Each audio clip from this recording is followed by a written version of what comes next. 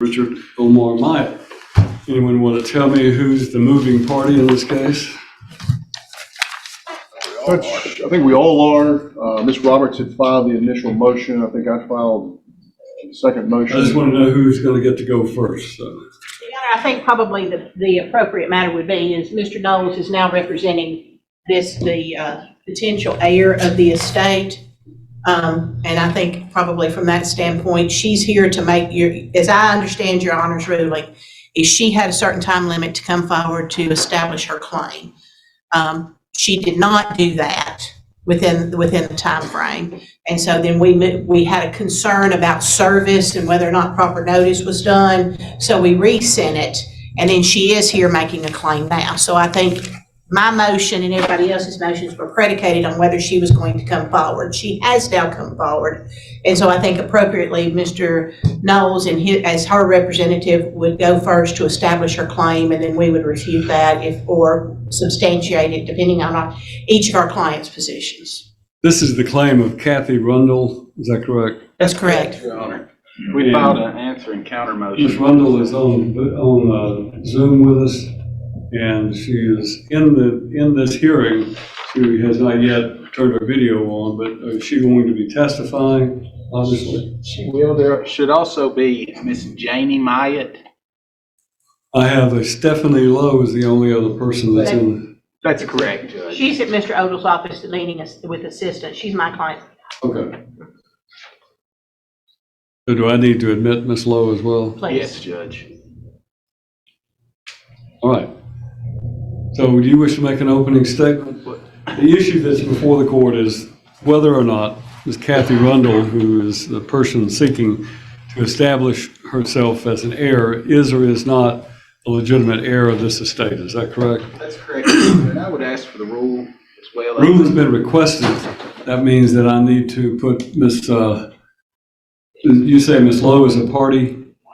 Well, Ms. Lowe is an attorney in Mr. Odell's office. Oh. Janie Myatt, my client, who is an heir, is actually there to testify.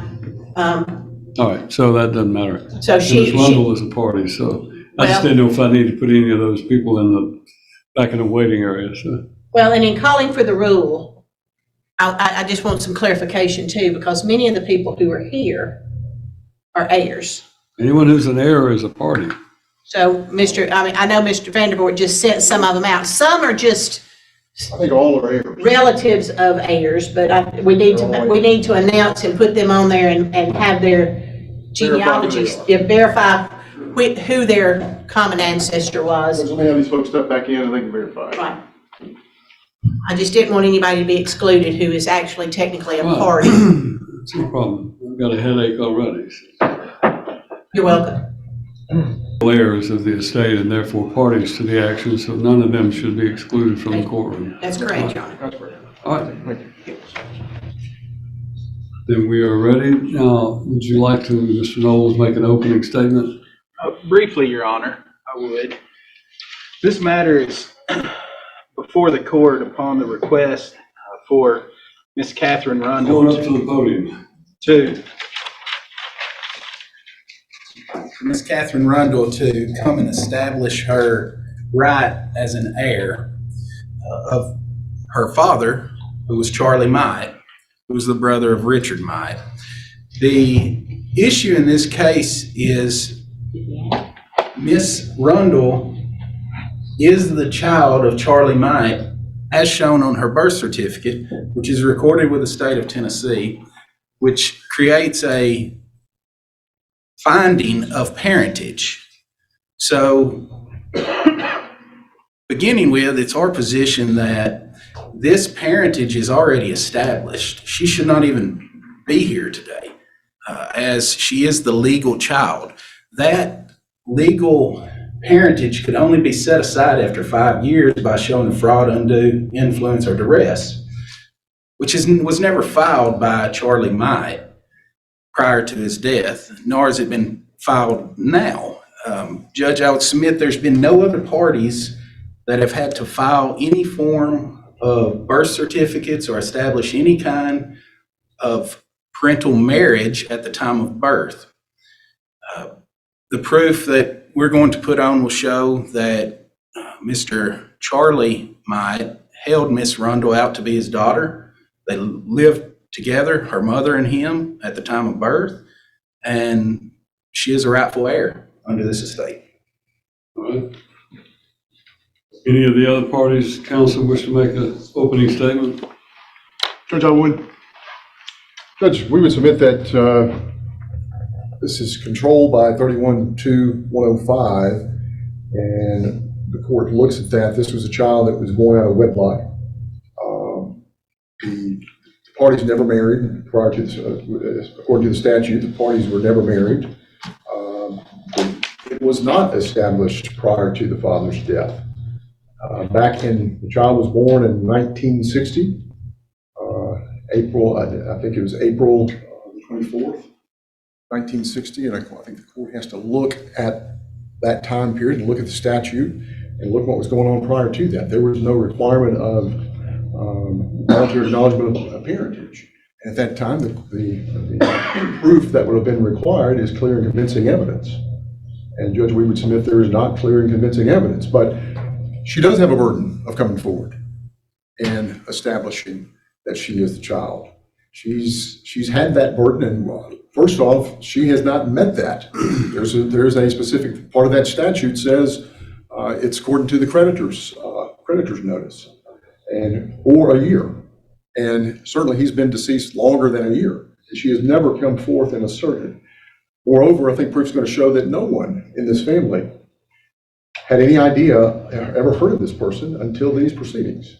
So Judge, we think that the burden she has, one, she has failed to meet the time frame.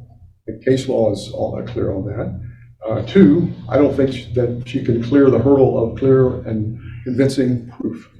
And so, Judge, we believe that's what the proof will show, is that, in fact, she is not the child. She's never been held out to be the child.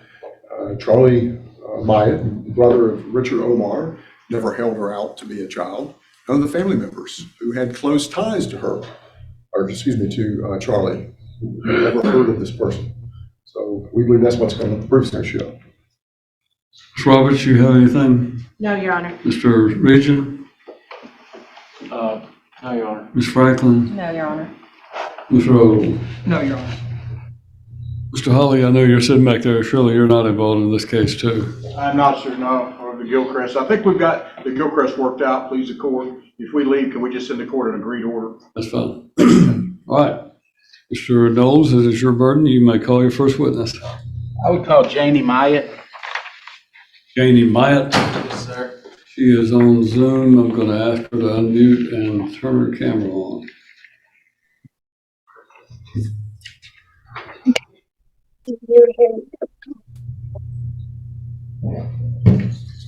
You are Janie Myatt, is that correct?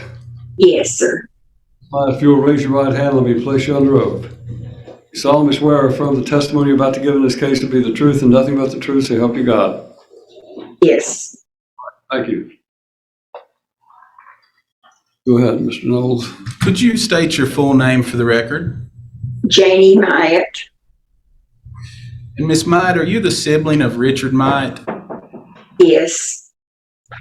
Are you also the sibling of Charlie Myatt? Yes.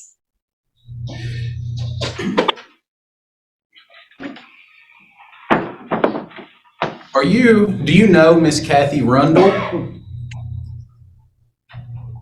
She was born here in Dixon. I seen her for about 6 weeks here in Dixon, but I talked to her all the time. Now, do you know when she was born? I think it was in maybe April of 60. Do you know who her father is? Charlie says it's his daughter, and her and Dee was together at the time, and Charlie always told me Kathy was his daughter. Ma'am, if you'll hold on for a second, please.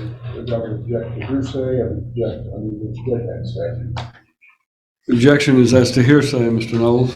Well, Your Honor, this is family history. There's an exception to family history. This is also under the dead man statute. Charlie is not a party to this action. Charlie's not the plaintiff or defendant. Which certainly is, in as much as these claimed heirs are. So I would submit if these are party opponents, these are interested parties. Well, if that's the case, it's a statement against interest, Your Honor. That would allow the hearsay into the record. Well, not necessarily.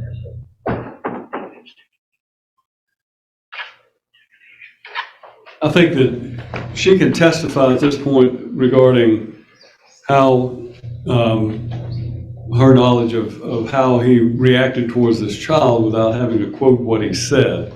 So I'm going to sustain the objection as to the actual words, and you can have your client or your witness testify about any other matters that might be directly on point. Your Honor, as administrator of the estate, I think that testimony would go to the distribution of the estate. That's what would be relevant to it.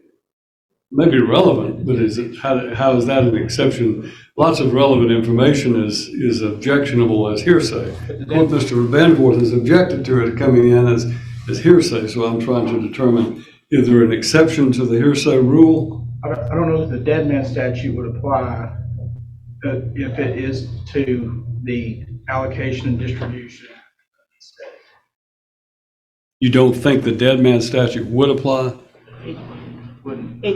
It doesn't, Your Honor, with all due respect, it doesn't apply because it's dealing, the dead man statute only deals with statements about a decedent and dealing with the person who's testifying when they had a business dealing. And this was not a business dealing, it's family history, which is an exception to the hearsay rule, and establishing lineage. And then number two, this is not dealing with a transaction that Mrs. Janie Myatt had with the decedent. And so the dead man statute prohibits a person who was within the transaction making a statement about what the decedent said about that specific transaction. So that's what the dead man statute covers. Mr. Reason? The dead man statute applies only to actions in which a judgment may be rendered for or against the personal representative. I'm not so concerned about the dead man statute as I am about the hearsay. And this, you're claiming, or it proposed that family history is an exception to the hearsay rule. Number 19 of the rules of evidence exceptions to the hearsay rules states the following. Reputation among members of a person's family by blood, adoption, or marriage, or among associates or in the community concerning a person's birth, adoption, marriage, divorce, death, legitimacy, relationship by blood, adoption, or marriage, ancestry, or other similar fact of personal or family history. Therefore, it would fall clearly within that exception to the hearsay rule. Your objection is overruled. You may continue.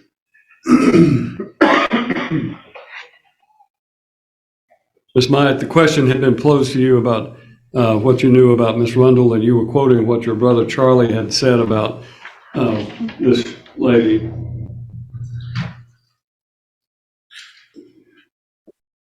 Yes. You may want to re-ask your question. Ms. Myatt, were you present when Kathy Rundle came home from the hospital? I did not see her come home from the hospital, but I was at their apartment within a few hours after she got out of the hospital. And when you say you were at their apartment, whose apartment were you at? Charlie's and Dee's. Dee being Miss Kathy Rundle's mother? Yes, over on Center Avenue. That's where the apartment was? Yes. Okay, so you were present when they brought Miss Rundle home from the hospital. Was your brother holding Kathy Rundle out to be his child? He told me to come in and see his little girl. He had a little girl and wanted me to see her, and I helped her, and I was at their apartment. And did he continue to reside there with Miss Rundle and her mother? For probably about 6 weeks. And then they left and went to Illinois. I think it's Illinois or Indiana one. And they was up there till 1962. And when you say they left and went to Illinois, are you referring to Miss Rundle, your brother Charlie Myatt, and Miss Rundle's mother? Yes. to your knowledge, did they live together as a family? Yes. Now, throughout your lifetime, did your brother make any statements stating that he was the father of Catherine Rundle? Up until he died, he wanted me to find his daughter, Kathy. He wanted me to find her. And were you ever able to locate her? No, I didn't know where she lived or what her last name was, and there's no way I could find her. Now, who cared for Mr. Charlie Myatt before his death? I did. And during that time, did he discuss Kathy Myatt with you? Many, many times. And was he claiming her to be his daughter? Yes. After Mr. Charlie Myatt passed, did you go through his personal affairs? His personal. Yes. Yes. And found Kathy's birth certificate. And did you provide that birth certificate to anyone? I sent it to Kathy. And did he have any other documents showing Miss Rundle as his daughter? There was a family Bible that belonged, I think it must have belonged to Dee, and it had their names in it. And it had Kathy's name in it and her half brother's name in the Bible. And I sent it to Kathy. Okay. At any point, did Charlie Myatt state Kathy was not his daughter? No.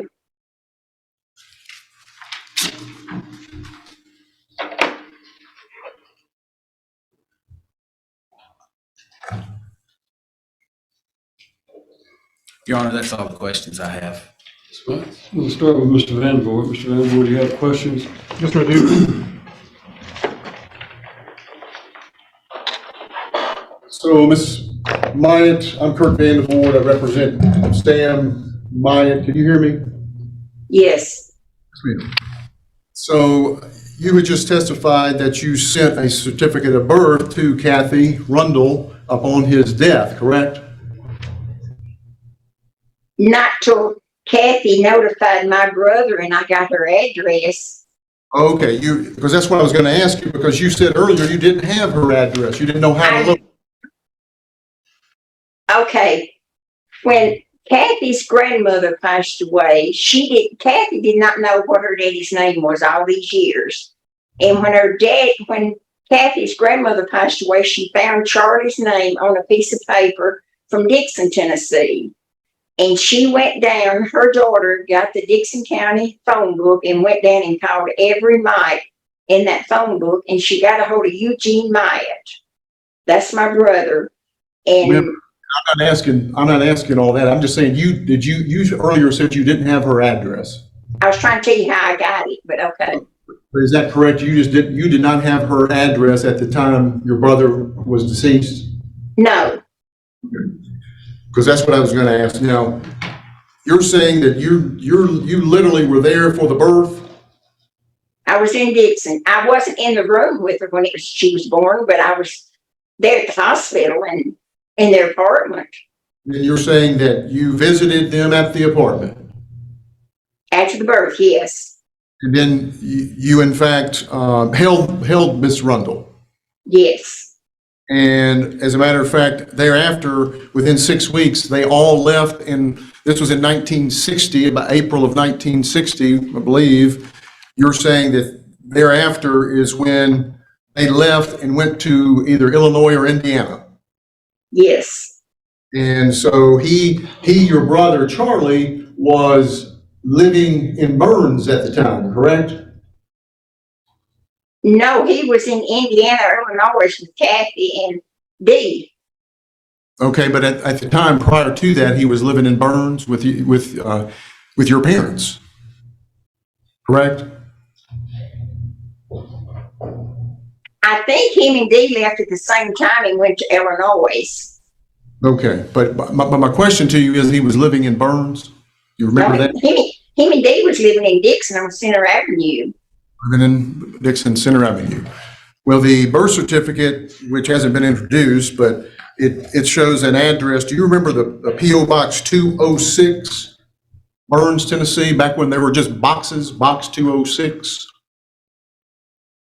I don't remember whose address it is. I remember the boxes, but I don't know whose address. You know, what, do you recall your parents' address? It might have been their address. I don't remember their box number. Okay, so if it shows that on the birth certificate, you just don't recall, No. okay? But you recall you recall specifically visiting, you recall them going to Illinois in 1960, April, and spending until 62. Is that your statement? Yes. And as I understand further, your statement is that upon your brother's passing, or you took care of him before his passing, he wanted you to have contact with Kathy Rundle? Yes. Okay, that's your statement. Yes. It was very important to him, is what you're saying. Yes. And then he passed away. Yes. He passed away, I believe, in, let's see, he passed away in April the 24th of 2009. Do you recall that? Yes. And you're saying his daughter was very important to him. Yes. I mean, and you recognize that as a fact. Probably, all in all, he probably asked about 100 times to find her for him. 100 times. Mm-hmm. Ma'am, you, in fact, took care of the funeral arrangements for your brother, didn't you? Yes. And you went to Span Funeral Home and you were the informant for your brother's passing, correct? Me and my sister went together. You and your sister. Which sister? Elizabeth. Elizabeth. And who are her children?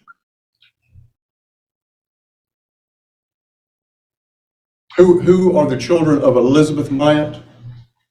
Larry and Glenda and Judy and Earl and Donald Ray. And so she went with you. Yes.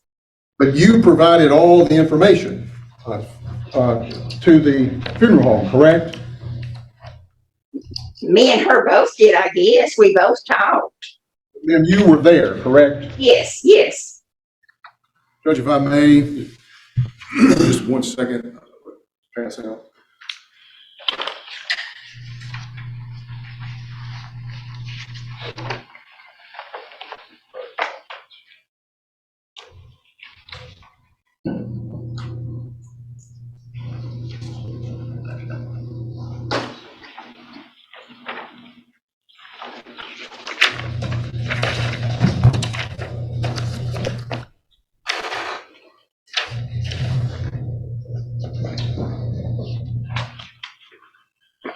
Ms. Myatt, you, as you said, you were the informant for the information for the funeral home. Your name is listed on Charlie Myatt's certificate of death. You familiar with that? I don't remember, I guess. Yes, but you did make the arrangements. Me and my sister did, yes. Of course, you're not a judge. I don't know how the court wants to handle this. Normally I would hand it to her, but she's not here. I don't have any advice for you other than the fact that if you want to hand it to me, I will demonstrate it in front of the camera on my computer. Right there. Judge, may I approach? Right. So what are you asking her to look at? This is, Your Honor, this is an affidavit, custodian of records on the front of Jake Beard. He was a custodian of record for Span Funeral Home. And I would represent to Ms. Myatt, Janie Myatt, that the first page consists of Charlie Myatt's obituary, and it does not reflect the name of Kathy Rundle or Kathy Myatt within that obituary. Additionally, for the purposes of expediting it, it says what it says, and Miss Rundle is not listed. So So again, there's whether no or not dispute about it. again, she's not listed as an heir in a document through the newspaper on an obituary that spanned funeral home prepared. We'll be happy to stipulate to that fact.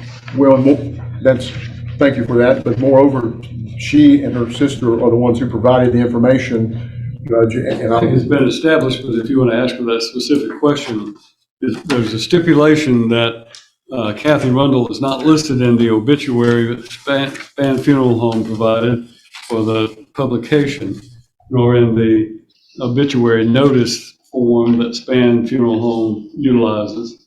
And if you want to ask her about that, it's been stipulated that the information is not there, and you can ask her who provided that information for preparation of those things. yes, sir, and that is the question.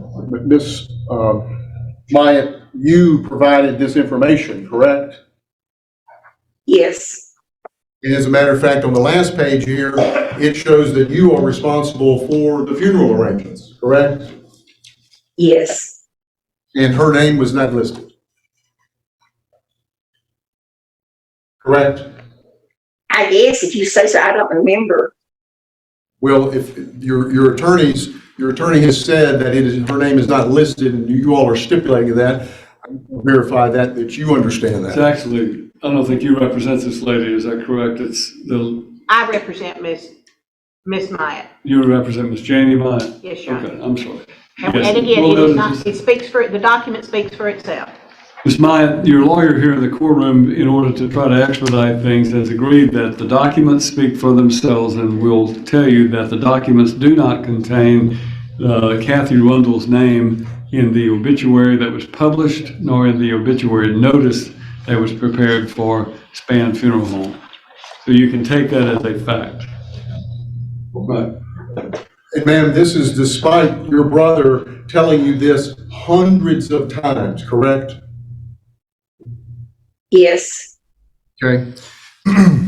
And ma'am, you never mentioned this to any of the other family, correct? oh, yeah.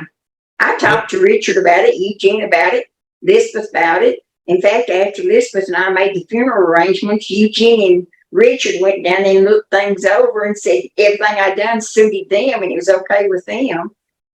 I didn't make all the decisions by myself. They backed me on everything. Yes, ma'am, but I'm talking about specifically about this child. This child. You never spoke with any of the other family members about it? Oh, yeah. Okay. He would call me and I'd tell Richard, well, Kathy called me today. Charlie's daughter called me today. I talked to her. I would talk to him and tell him I heard from Kathy. Your brother Sam would have known about it. No, because me and him don't speak. But you actually do not like, and is it fair to say you despise Sam? No, I don't despise him. I just don't like his actions and his mouth. So Elizabeth, who is your sister, was present at the time, and you would have talked to her about it, and her children would have known about it, correct? Oh, yeah, they knew we done it. Speculation. She can't know what the other people's children know. Ma'am, Sustained.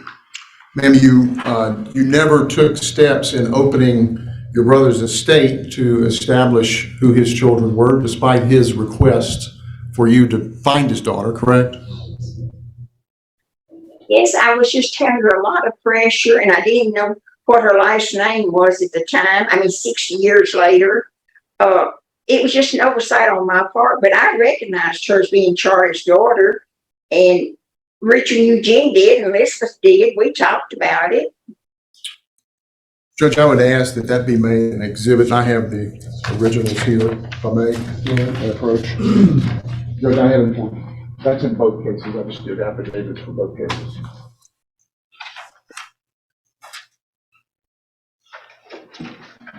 Secret daughter or inheritance scam? A woman appeared years after Charlie Might's death claiming she was his real daughter and deserved part of the estate.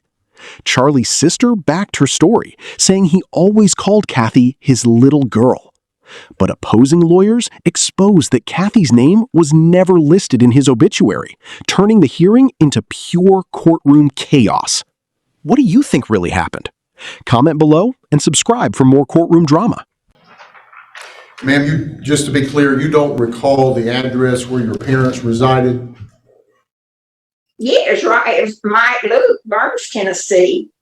Okay. Ed and Martha Mike, Burns, Tennessee. But I don't recall the post office box because my sister didn't around. You don't remember the box, okay. Judge, I have no other questions. Your Honor, I have some questions. All right. Hey, Miss Janie. Yes, What's your mom and daddy's name? What were their names? Martha Elizabeth Lowe Myatt, and Daddy's name was Edward Omer Myatt. And then how many children did they have? 12. 12 children. Mhm. You have 11 siblings. Yes. Well, the last one was just born dead, but there was 11 of us living. Yes. 11 living children. Yes. And were y'all close family growing up? Well, yeah. And as y'all aged, most of y'all continue to reside in this area, is that right? Yes. Now, Charlie, what was Charlie's vocation? What was his trade? What did he do for a living? He retired from I think it was the state of Tennessee, the fire tower. He worked for the fire tower there in Burns. He Okay. worked for the state. Okay. And at some part in time, did he start traveling? He went with the carnival. He went with the fair. That's when he left here. He went with the fair. That's when he met Kathy's mother. Was with when the fair was here in Dixon. He left and went with them. So he became, I guess what you would call a carny at some point in his later life. Is that right? Yes. Uh-huh. He would travel around from different events and where these carnivals would put on county fairs, Yes. travel with them. Is that correct? Yes. And to your understanding, that's where he became acquainted with, I think you call her Dee, Yeah. and Dee is Miss Kathy Rundle's mother. Is that right? Yes. And so did Mr. Charlie Roy Mike, did he own any property, any land, anything? No. So when he passed away, was there any assets of his estate? Did he have anything that had to be probated, or did you have to deal with anything? No. I took care of it with Elizabeth and Richard's and Eugene's help, and he ended up in the nursing home, and everything he had was taken up in the nursing home. Time I paid for his funeral and everything out of it. Right, so there was no need to probate his estate, to open it up, to find out who his heirs were, because there was nothing left to give to anybody, was there? No, there wasn't. And the at the time of Charlie's death, how long had he been in the nursing home? Really, I can't remember, but offhand, I would say he had a stroke. Maybe a year. I really don't know, Jennifer. I really don't remember, but I'd say maybe a year.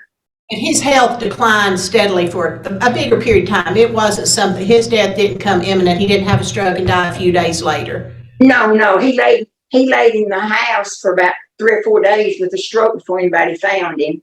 And then he was taken to the hospital, and then he was in the hospital, and from there he went to the nursing home. And what house did he lay in, ma'am? He rented an apartment there in the alley from the Underhills. He had an upstairs apartment. He rented from Edwin and Ronnie Robbie. Underhill. Edwin and Robbie Underhill owned some property over there, and he lived upstairs. And over a garage. And so they found him there, and then he lasted for a while, but had to be taken care of, and you were the one that took care of him in the nursing home, right? Yes, me and my sister. Sister. So at the time of his death, from the time in 1960 when Miss Kathy Rundle was born, Mm-hmm. and you said they left about 6 weeks later. Mm-hmm. And were they, do you know where they were going? Were they re-going and doing their carnival stuff at that point in time, or were they moving somewhere? Do you know? well, we thought with the carnival, but my mother, I don't know if we're supposed to say this, but my mother came to Michigan to see me through a birth. And when she left there, she went back to Illinois and hunted around and found Charlie and Dee, and he was sharecropping on a farm in Illinois. And that was 2 years later. Okay. And so and then when did Charlie come back to Dixon? Say maybe within a year after that, he came back and he's been there, was there ever since. Okay. So he met Dee doing carnival stuff. They came back here Mm-hmm. and gave birth. Mm-hmm. And they left and went to Illinois doing some sharecropping. Mm-hmm. That's where my mother found him. Okay, and your mother found him. And then he came back here a year later. Did he come back alone? Yes. Were there conversations about what happened or where Dee was and where Kathy was? Well, I asked him many times where the baby was, and he said, I don't know where she took her. I don't know where she's at. I don't know where she took her. So I really don't, I can't fill in the details on that because I don't know. You don't know? Sorry, hold on. Mm-mm. Say on that, that doesn't have anything to do with family lineage. Well, Your Honor, it from a standpoint of Mr. Vandervoort, ask her about the location and when she knew where Miss Kathy Rundle was. And it was just foundational getting to that. I'll move on. So from that would have been 1962, 1963 was when he came back? Yes. Okay. And so from 1963 until he passed, in what year? You remember what year he passed? 2009? Yes. 2009. Had you been successful, or did you even know where to start looking for this daughter he was asking for? I didn't know where to start looking. I didn't know what her name was, what state, or nothing. But he asked about her many, many times, but I didn't know how to start looking. In your did you know any family history of Miss Kathy's mother? No. Where her people were from, where she Nothing. Nothing. So you wouldn't even know where to start looking? No. So when did you, so at Charlie's death, did you even know if there was a child by the name on this birth certificate, Catherine Jean Myatt? I didn't see the birth certificate until after Charlie passed away. So you just know you saw a baby that he held out as his. Did you know her name was Kathy? Yes. That's what they had given her the name at birth. Uh-huh. But I didn't see the birth certificate after Charlie passed away. And you found that? Yes. Going through his personal effects? Yes. And that would have been in 2009, correct? Or Yes. sometime after his Yes. death. He died in April.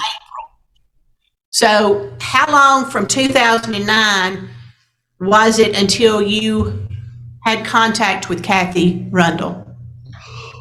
I think Charlie had been passed away about 3 months, and Eugene Mike got a phone call from somebody and wanted to know if they knew a Charlie Roy Mike. And Eugene was kind of rude, and he said, yeah. Well, how can I find him? Hold on just a second. Miss Janie, hang on. Mr. Vandervoort's got to speak up in the microphone. He objected, Okay. so hang on. My objection is the hearsay as to what Eugene Myatt may have relayed to her or didn't relay. Your Honor, we're not offering it for the truth of the matter asserted. We're Overruled. I don't think it's being offered for the truth of the matter. It's being shown as to how contact came into to play. Overruled. all right, Miss Janie, that means you can go on and tell me what you were saying. There was some phone call that came that prompted you to do something. So what happened? No, this lady called Eugene Mike and asked Eugene Mike if he knew where Charlie Roy Mike was or did he know him. And Eugene thought it was a bill I had forgotten to pay. And he said, yeah, he's over in Hall Cemetery, dead and buried. And she said, well, I'm Charlie's granddaughter. And we have just found Charlie's name on a piece of paper. My grandmother passed away. And this is the first time my mama knew her daddy's name. And that was about 3 months after Charlie passed away, that her grandmother passed away. Maya, if you'll hold for just a second, is his microphone on at that table? It is now, Judge. Right. I renew my objection, Your Honor, on this testimony that she just provided. Clearly, it has a whole long list. Well, we'll move on, Your Honor. Well, Judge, there's moving on, but if I can get a ruling on the objection, in as much as she just testified that what that person said about a long line of family trying to establish that, in fact, Charlie was, quote, the father, so. Judge, that goes to family history. But it's This is the hearsay. lineage. It's hearsay, Judge. Which is a hearsay The whole exception. point of the hearsay exception is not hearsay if it's accepted under the rules. And I will repeat, reputation concerning personal or family history, reputation among members of a person's family by blood, adoption, or marriage, or among associates in the community concerning a person's birth, adoption, marriage, divorce, death, legitimacy, relationship by blood, adoption, or marriage, ancestry, or other similar fact of personal or family history, all of which encompasses what we're talking about. And so, Go ahead, Mr. Van. Judge, but it isn't, because this phone call was from somebody that didn't know, that wasn't in the community. They lived out wherever. It wasn't somebody in the community. She's repeating It what doesn't have to be was told. community, it's reputation among members of a person's family. It's a relative. That's the point. At this point, it's being offered as a member of the family, the grandchild of Charlie. This would be Miss Kathy Rundle's daughter, I assume. And it's being offered by someone who purports to be a member of the family.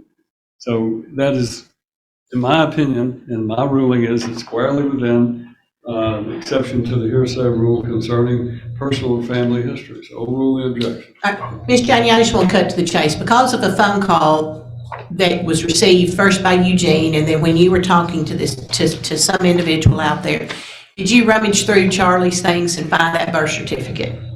Yes, I done had it, yes. I mean, wherever you had just put it up somewhere and you got Yes. it out. And is that when you first, because of the information that you gleaned from that telephone conversation, did you reach out to Kathy Rundle, or did Kathy Rundle herself reach out to you? Yes, for the last 10 years, we've came in close contact. And at some point after that communication, that phone call, after about 3 months after your brother Charlie died, is that when you sent her that birth certificate? I sent her the birth certificate, and she said she had no idea what her daddy looked like. And I sent her some pictures of Charlie, and I sent her the family Bible, and quite a few things of Charlie's that she wanted. Yes, I sent it to her. Okay. And then you've continued to have communication with her since that time? Yes, regular basis. Now, of the 11 living siblings that your mom and daddy had, after Mr. Richard died, there was 3 of y'all left, is that correct? You, Yes. Eugene, and Mr. Willie Sam, is that correct? Yes. And so you have a financial stake as a sibling to take from Mr. Richard Myatt's estate, correct? Yes. And you also are a party to a partition suit where the Myatt family farm out there was sold for a considerable amount of money, isn't that right? Yes. And you understand that if Miss Rundle would be the only child of Charlie, your brother, correct? Yes. Yes.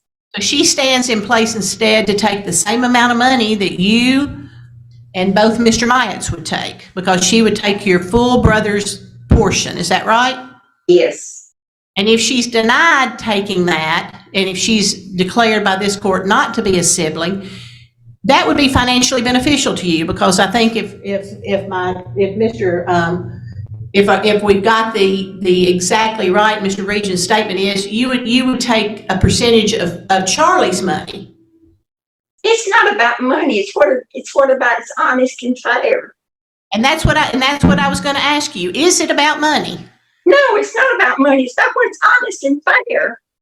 Okay, that's all I needed, Ms. Janie. Thank you very much. Now, somebody else may have some more questions for you, okay? Ms. Franklin, you have questions?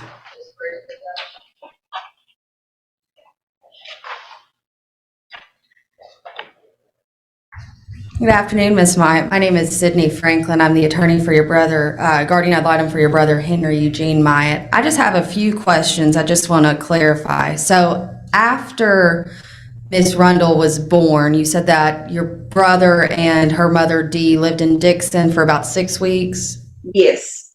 and then they traveled, correct? Yes, to my knowledge. what was the time period from the time they left Dixon until your brother returned? Probably a little over 2 years. And during that time, did you speak with your brother, Charlie Myatt? No, we didn't know where he was. My mother found him. We didn't know where he was either. They were together, but we didn't know. My mother didn't know where he was. We didn't hear from him. Okay, but during that time period, is it your understanding he was acting as Miss Rundle's father? Yes, they were living together. My mother said they was living together at a sheriff's farm crop when she left Michigan and found him. Okay, I have no further questions, Judge. Mr. Reason? You got anything? No, Your Honor, I have no questions. Thank you. No questions. All right, thank you. Mr. Knowles, you have any redirect? Briefly, Your Honor. I think everybody's seen a copy of the birth certificate. I think it's attached to everybody's pleadings, but y'all know what it is.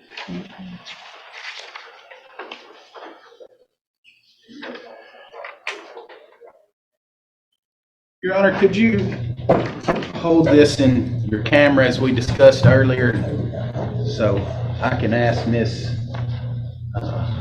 Janie Myatt if this appears to be a true and accurate copy of the document she found being Kathy Rundle's birth certificate? Could you hear my question, Miss Janie? I could, but I can't see very well and I can't read what's on there. Can you scoot up close to the computer and see if you can see? Does that appear to be the birth certificate that you found, or a true and accurate copy of it for Miss Catherine Jean Myatt?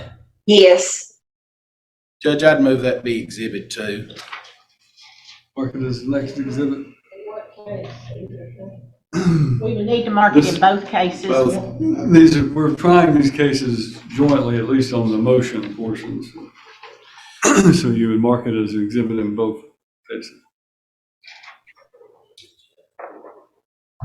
That's all I have, Your Honor. Any recross? Judge, may I see Exhibit 2? Birth certificate.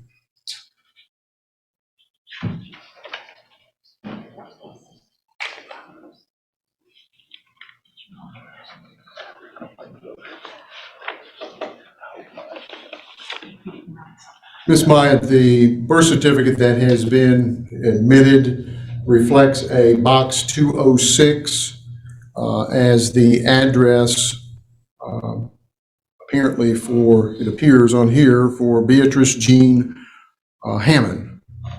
That's in Burns, Tennessee. Do you recognize that address? I don't know if that was Mom and Daddy's address. I do not know of them ever living in Burns, so I can't testify to that. Okay. Ms. Roberts, your attorney, had circulated to all the parties, I'll pass it around, a certificate of live birth that had been requested, looks like, and there's a certification in March the 5th of 1990. And it was sent out, looks like, to Central Point Branch, United States National of Oregon. You have any idea from where that came? Dee lives in Oregon, and Kathy lives in Oregon, and that's all I know. It must be something Kathy sent her. I didn't have anything to do with that. And it says 1990, March the 5th of 1990. Is that something you would have supplied to your attorney? The only birth certificate I know about is the one that I sent Kathy, and that's the one I can testify for. Okay. Judge, I'll pass this around for the envelope.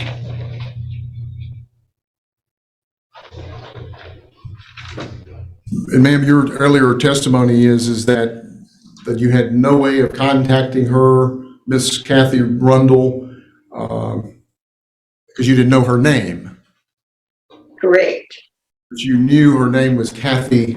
You knew her mother's name. You knew Beatrice Jean Hammond, correct?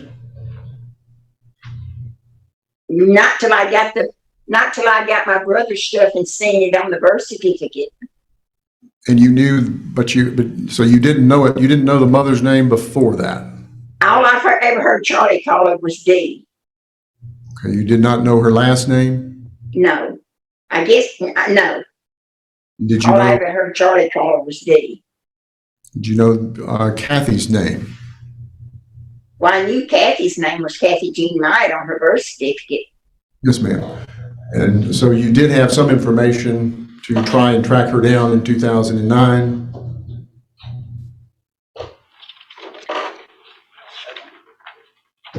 Well, I guess I did, but I didn't see, at the time I was upset, I didn't see the point in it. There was nothing left. There was nothing to divide out. There was nothing left, and I had no idea to find her. And I asked Kathy, I said, Kathy, after I found her, I said, Kathy, what name did you go by? She said, just whatever man my mama was living with that month. She said she never had a birth certificate until I sent her that one. Okay, And- so- I'm sorry, I didn't want to interrupt, go right ahead. So she went by several different names, whoever her mother was living with. There was no way of me tracking her down, but there was no reason to track her down because there was nothing left. Okay.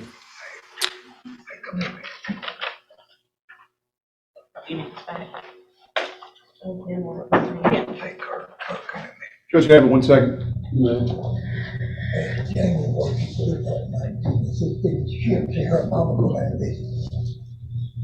Judge, This is a certified record that was, or document that was circulated by Miss Janie's counsel. and Judge, it appears to be certified. This was a 1990. It was sent out to Oregon at the time. I'm asking that it be admitted as the next exhibit. Your Honor, I'm not certain if that's an original document. I don't know where that stamp come from the Bank of Oregon. It's not certified by any bank or where this record even originated from. We don't know.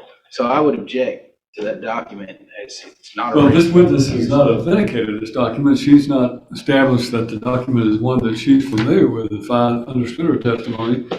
So I don't think it would be proper to introduce it through this witness. You may have another witness who can introduce it, but not, if I'm understanding her testimony, it's not something that she remembered or acknowledged or knew anything about. So Okay, Your Honor. the introduction of a document during the questioning of this witness that she has no knowledge of would not be appropriate. I'll sustain the objection at this time, subject to you finding another way of introducing it if you Understood. choose to, so. Ms. Myatt, where were you living in 1960? Lincoln Park, Michigan. I'm sorry, you were living in Michigan?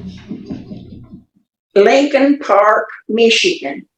Okay, and at the time of the birth, you were living in Lincoln Park, Michigan? Yes, And were you married and living there? yes. And you're When Kathy was born, we was home. We came home on vacation, is the reason I know about Kathy. We was home on vacation. and you were married at the time, Yes. had children. How many children do you have? Well, I had 4, but I lost one with brain cancer, so I've only got 3 left. Ms. McGill? And were your children, you were living up there in that part of Michigan at the time? Lincoln Park, Michigan, just off of Dix. They're in Lincoln Park, Michigan. Okay. Those are all the questions I have. Anybody else have any other questions? Again, I don't know that it's necessary, Your Honor, but Miss Janie, Yes, you not remembering the box number that your parents' house was. Back in the day, back in the 60s, we had a different mailing system in Dixon County, did we not? I think it was Route 1 or I think we lived on Route 1, Dixon, Burns, Tennessee is all I remember. And again, back in the day when you had boxed something, that wasn't necessarily referencing a P.O. box that Mr. Vandervoort said. It wasn't a post office box. No, it's a box on the mailbox. It was a number on the mailbox, I guess, but I don't remember what it was because Seemed like back then we had Route 1 and Route 2, Burns, Tennessee. And that was just because the number of mail carriers you either on Route 1 or Route 2. Yes. And then the box number was not Mr. Vandervoort, and again, he's a lot younger than we are, but he referenced a P.O. box, meaning a post office box. It was. No, my mother and daddy, as I know of, never had a post office box. That's all, thank you. Anything else? All right, thank you. Are we going to allow her to, Ms. Myatt, you are a party to this, so you may turn off your I'm going to turn off your camera, but you can stay in the hearing if you like, okay? Okay, I'll get his receptionist to come in here and do it. Okay, thank you, David. All right. We're ready for the next witness. Judge, Turn the camera. Catherine Rundle. All right, she's on Zoom as well, correct? Yes, Your Honor. There it is. There you go. They can see you and hear you now. Thank you. Ms. Rundle, if you will raise your right hand, let me place you under oath. You solemnly swear from the testimony you're about to give in this case to be the truth and nothing but the truth, so help you God. Yes, I do. Thank you. Mr. Knowles? Could you state your full name for the court, please? With my married last name, Well, your legal name, yes, ma'am. Catherine Jean Rundle. And Ms. Rundle, could you tell the court your parents' names? Beatrice Jean Hammond was my mother.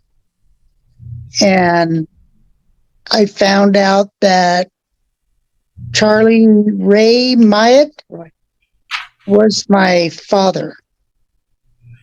And when did you discover that Mr. Charlie Myatt was your father?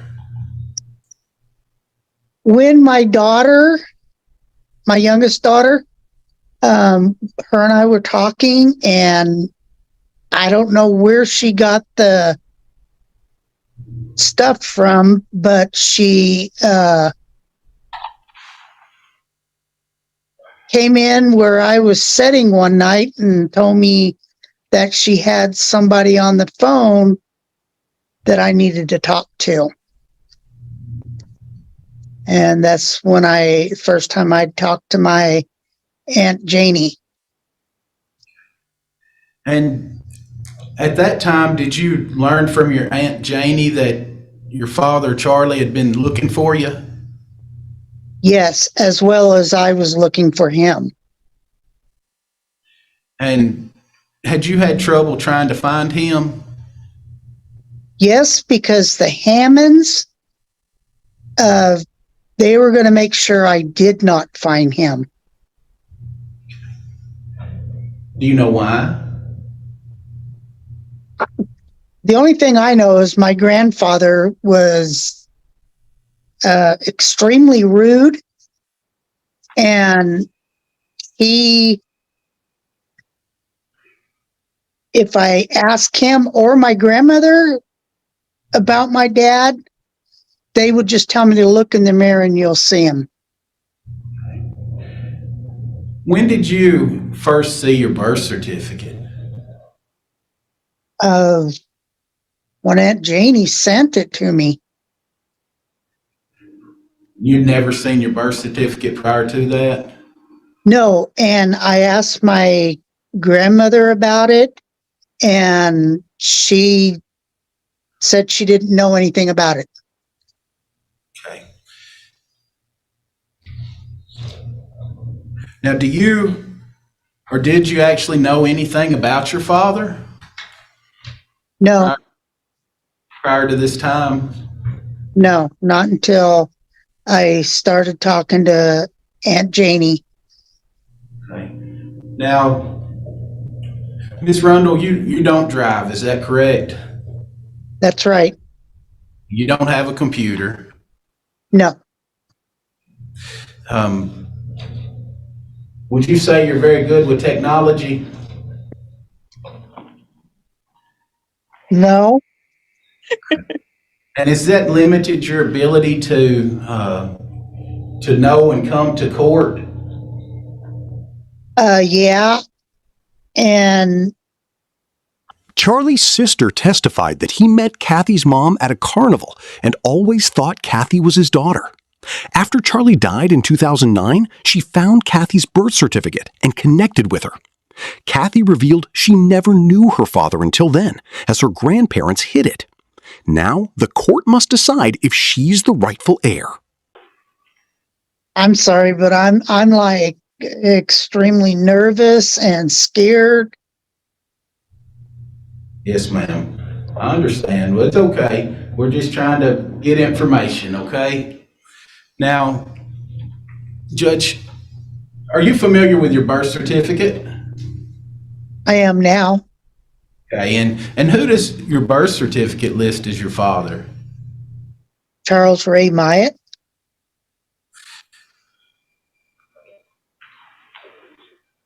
And do you believe him to be your father? Yes, after Aunt Janie sent me some pictures of him, and my grandson was here one evening spending the night with me, and I cannot believe how much he looks like my father. So so you've noticed a lot of family resemblance? Yeah, and even my granddaughter is the one that pointed out to me that my Aunt Janie and I look a lot alike.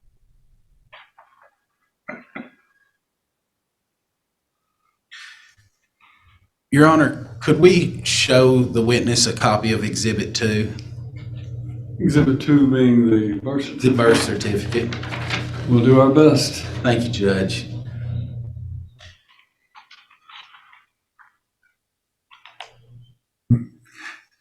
You're dealing with someone who's can't back up a trailer, much less get a. Does this appear to be your birth certificate? I'm not seeing a birth certificate at all.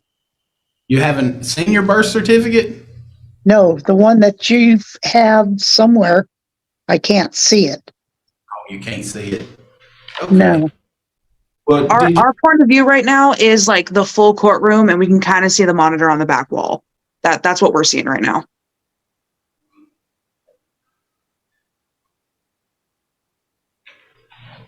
Let's see if that helps. Nope, can't do it. Turning my camera off means she can't see this at all. All right. If it does help, I do have a copy of her right now with the Exhibit 2 sticker on it from one of the letters that has been sent to us. Ms. Mike, could you take the document that you have and purport to be your birth certificate and tell us the number in the top right corner? In the top right corner. The one that's 143 dash 60 dash 60 excuse me 06723. It's the same number on this Exhibit 2.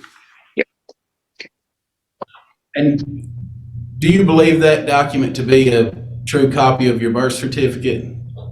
Yes. Have you learned or do you know of that birth certificate ever being modified? No. Do you know of Mr. Charlie Myatt ever claiming not to be your father? No, like I said, I didn't know anything about him. I wasn't allowed to know anything about him. Did you want to know him? Oh, I gave anything in the world to know him.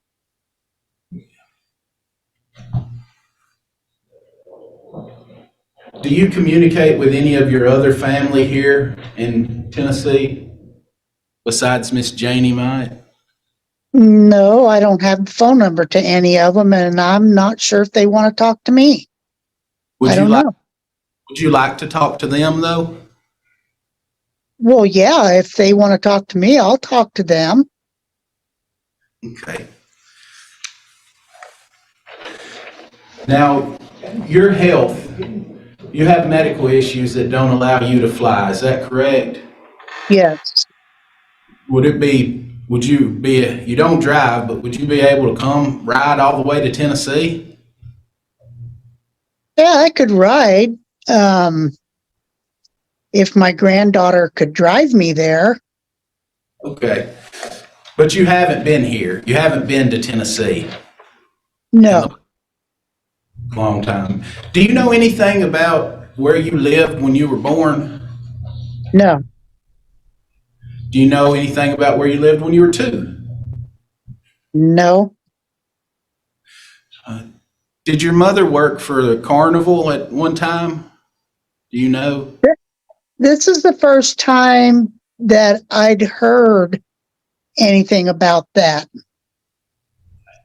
Her and I did not get along. She made it very clear that she hated me from the day I was born. So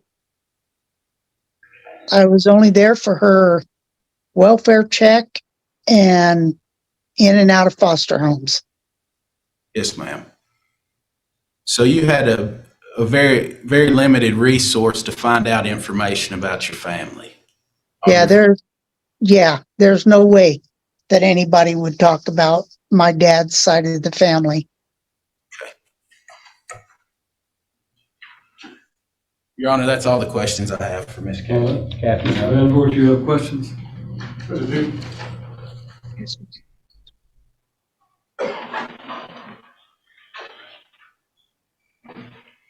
Ms. Rundle, I'm Kurt Vandervoort. I represent Sam Myatt, who was Charlie Myatt's brother.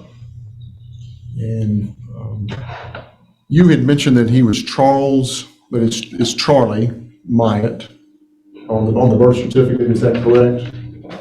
Yes. I'm sorry? Yes. Yes, ma'am. And to be clear, you never met Charlie Myatt. No, because I was just a baby when she took off with me. And you never met any of the Myatt family. No, it wasn't allowed. Okay. And therefore, you wouldn't have lived with Mr. Myatt, to your recollection. Well, I guess if B was with him, then yeah. Well, if she was, yes, ma'am, I understand that, but you don't have any recollection of that, I guess, to be clear. Right. Okay. And there was no contact by Charlie Myatt with you. He didn't know where I was. Okay. He didn't know where you were. Who has told you that? As much as he wanted to find me, and I wanted to find him, I just feel that if this is true, we would have ran into each other. And she made a point to keep changing our names, our state, schools, everything. And so did my grandfather. So if in 2009, when Charlie Myatt passed away, if it had been stated that he would want 100 times that he would want somebody to track you down, it might be important at that time to track you down. Is that fair to say? Oh, yeah.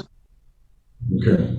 No, to your knowledge, no one ever tracked you down in 2009. True. And just to be clear, what year was it that you said you received, your daughter received some type of phone call? It was after he had passed away. Do you remember what year it was?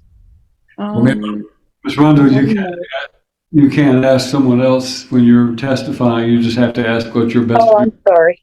She has a hard time talking sometimes, and so I'm one of her caregivers, I guess. I'm her granddaughter. So I probably know about as much as she does. Sorry, so I'm just trying to help her. Well, just listen to me for a moment, and all I want to tell you is she and only she can answer the questions, and she cannot have information given to her by anyone else, even you as a caregiver. So just let her answer. And Ms. Rundle, if you answer the questions, if you know the answer, then you can answer it. If you don't recall or you don't know, then you just answer it that way, okay? Okay. Sorry. That's all right. I'm assuming you don't testify on a regular basis. No. Ms. Rundle, in 1990, where were you living? In Eagle Point? Okay. Is that in Oregon? Yes.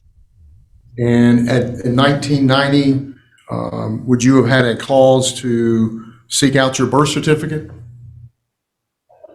I didn't even know where to begin anymore. Okay, you didn't know where to start. Just to be clear, are you saying you've never had your birth certificate? Right. Because my grandmother told me that she didn't have one. And then after she passed away, and my daughter found something that got her going on locating the family. And, you know, I couldn't believe it. Okay. So up until that point, you said you're saying you never had a birth certificate up until it was your granddaughter obtained it.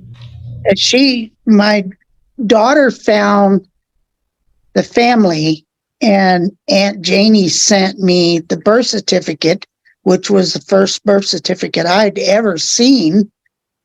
And I was just like, wow. And I asked Aunt Jane if I could talk to my dad, and that's when she told me that he passed away.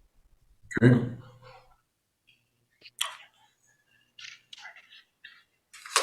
Any other family members? Have you had any other contact with any of the other Myatt family members? No, I don't have anybody else's phone numbers. Okay. It was just Jane. All your information, is it coming from Miss Janie Myatt? Yeah, her and I talk a lot. Okay. No other questions, John? If I could just have a minute. You may.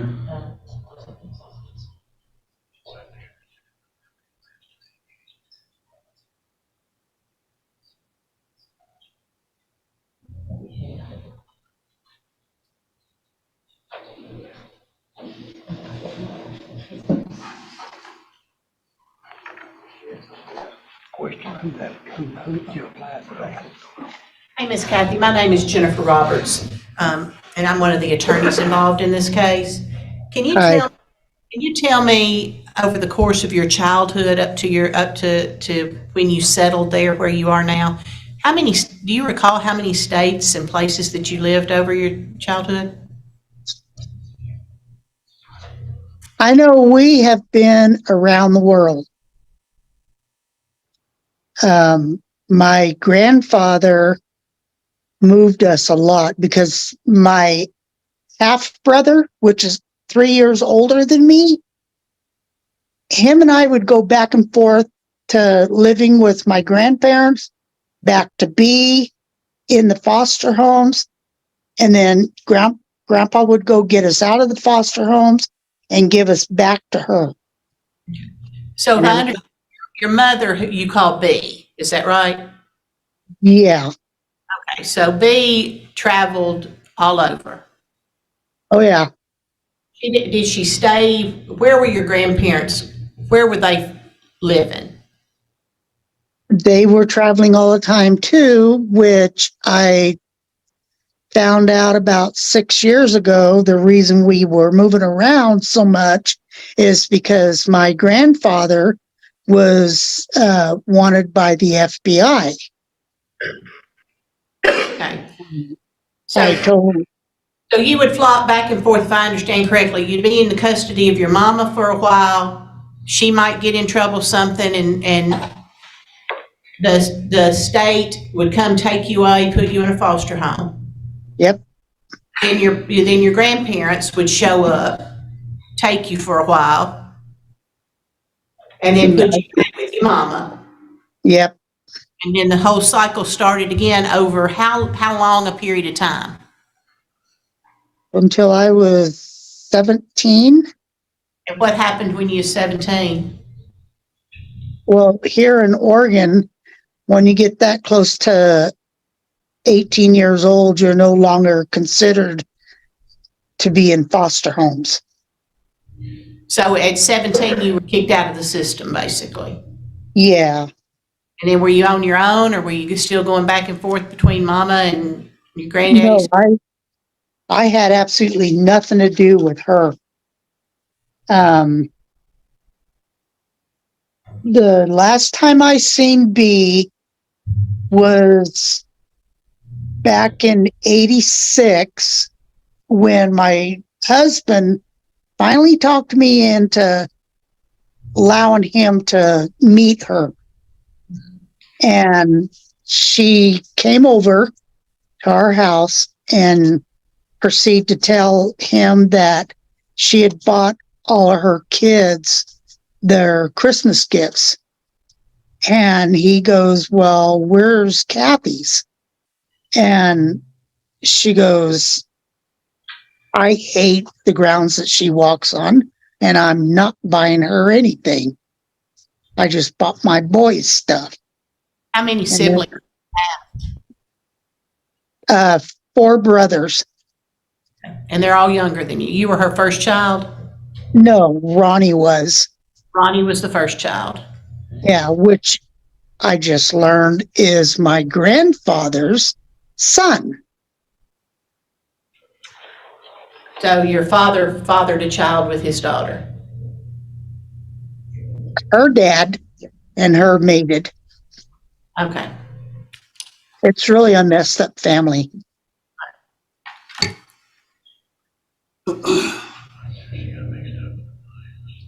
When did your grandmother pass? Ooh. Beg pardon? You asked when her grandmother passed? Yes, Your Honor. What I understand is when her grandmother passed was when her daughter or her granddaughter found Charlie Myatt's name written somewhere. So I was just trying to establish a time frame. When did you? We were talking about B, and that's why I wanted to make sure who we were talking Yeah. about. So- If I understand it, Miss Rundle, what had happened is that after your grandmother died, somebody was going through some things and found Charlie Myatt's name. Is that right? Yes. My aunt and uncle found some stuff and gave it to my daughter. And my daughter wanted to surprise me by finding my dad. Okay. So she would have been the one that would, I think maybe if Miss Janie testified earlier that she got the phone book, the Burns phone book, and started calling all the Myatts. Yeah. Happened upon Mr. Eugene. Yes. And then that's the first contact that you would have had. Yes. Okay. All right.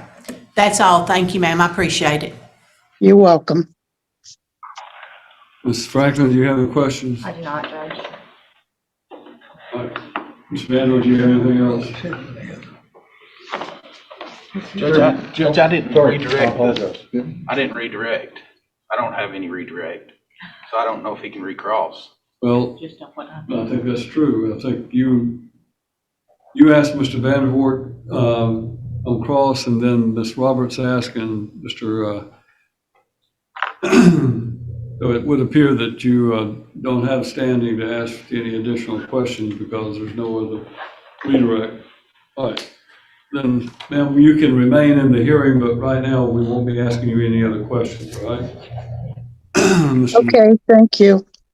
Knowles, I have no further witnesses, Your Honor. the petitioner has, on behalf of Ms. Rundle, he has rested his proof.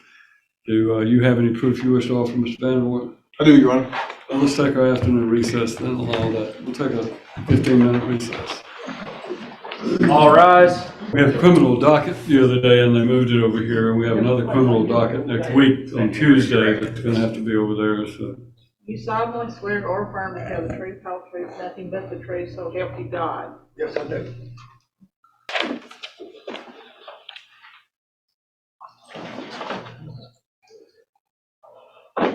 What's your name for the court? My full name is Willie Sam Mike. I go with Sam. Sam, how many siblings do you have? There were 12 born, but one passed away shortly after. 11 had raised. One of your siblings was Charlie Myatt. Yes. How did he spell his name? My spelling bad. Okay, but he's your brother was Charlie Myatt. Yes. Okay, and did you ever know him to have any? Was he married? Ever married? No, not that I know of. Okay. Do you know if he had any children? Not the ones claiming to be. Okay. So, but did he, to your knowledge, did he have any children? Well, I've always thought he had two there in Burns. Okay. But they don't claim him, nobody ever Okay. claimed him. Okay. So, I want to go back to 1960.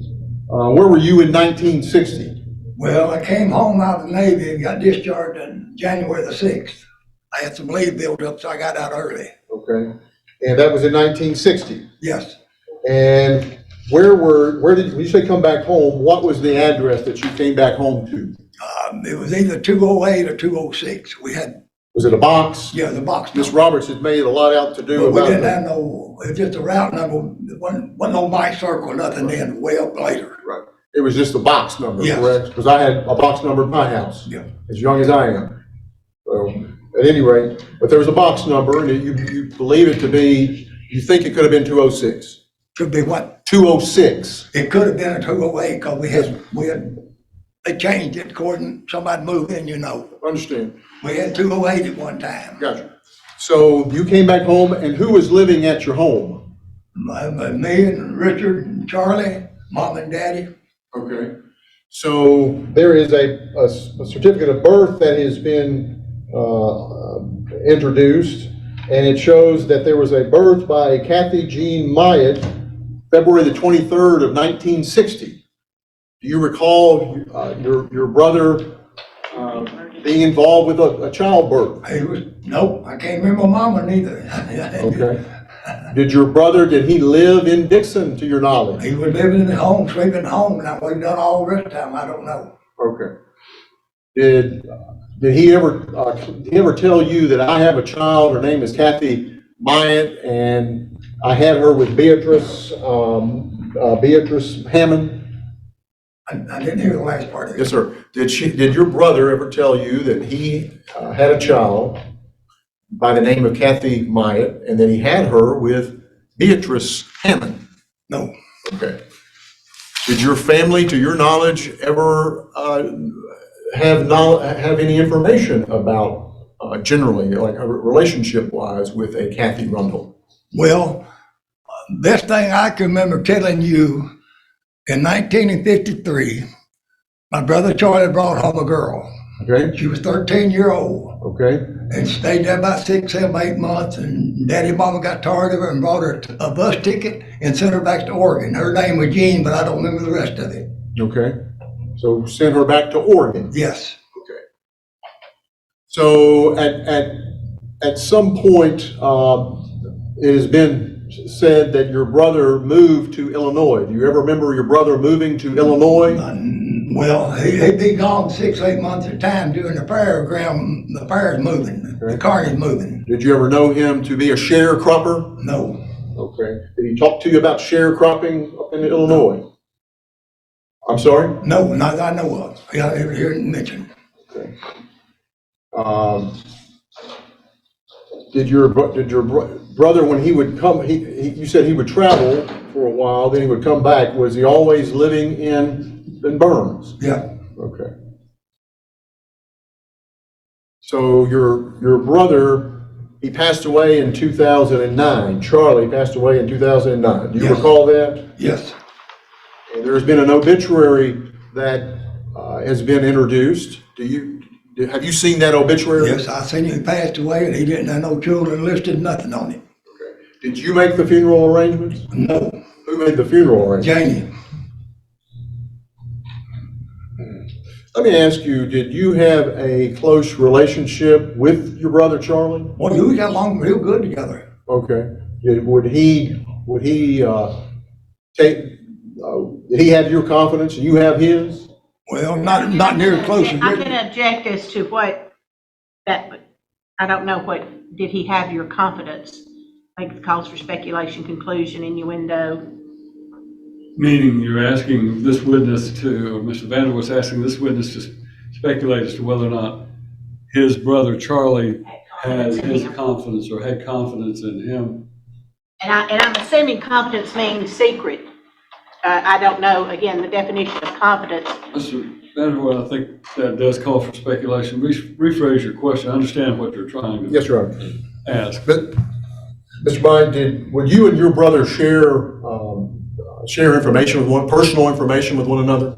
Nah, not with Charlie as much as Richard. Okay. But would you talk with your brother, yeah. Charlie? Okay. Would he talk to you if he had a child? Would he talk to you about a child? I'm sure he would. Okay. Again, Your Honor, I'm gonna object to that. Seems to me that would call for speculation on his part, for him to speculate that if his brother had a child, he would tell him about it. That's an assumption on his part. Well, Judge, we've already gone down the trail of allowing the exception that you're saying about a family lineage and history, and that's what this is going towards, whether he told I him or understand not. this, but you're asking him a non-hearsay question. You're asking him to state whether or not his brother would have told him instead of what he actually told him. Had he told him something, then that might be admissible under that exception. Sustain the objection.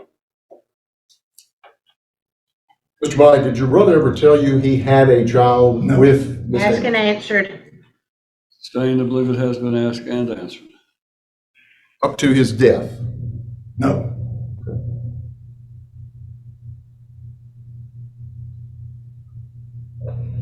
Was there a family understanding, relationally wise, relationship wise, of who had what children? Yes. And was it ever a scenario where Kathy Rundle was part of that family dynamic? No.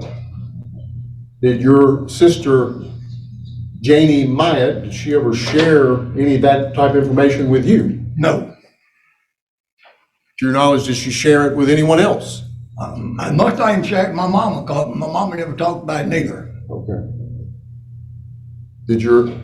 Was your mother close with Charlie? Yeah.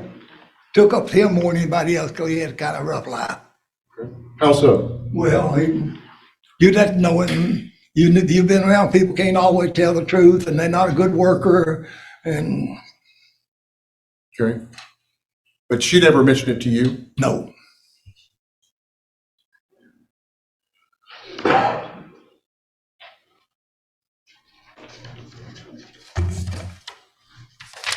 Judge, those are all the questions I have.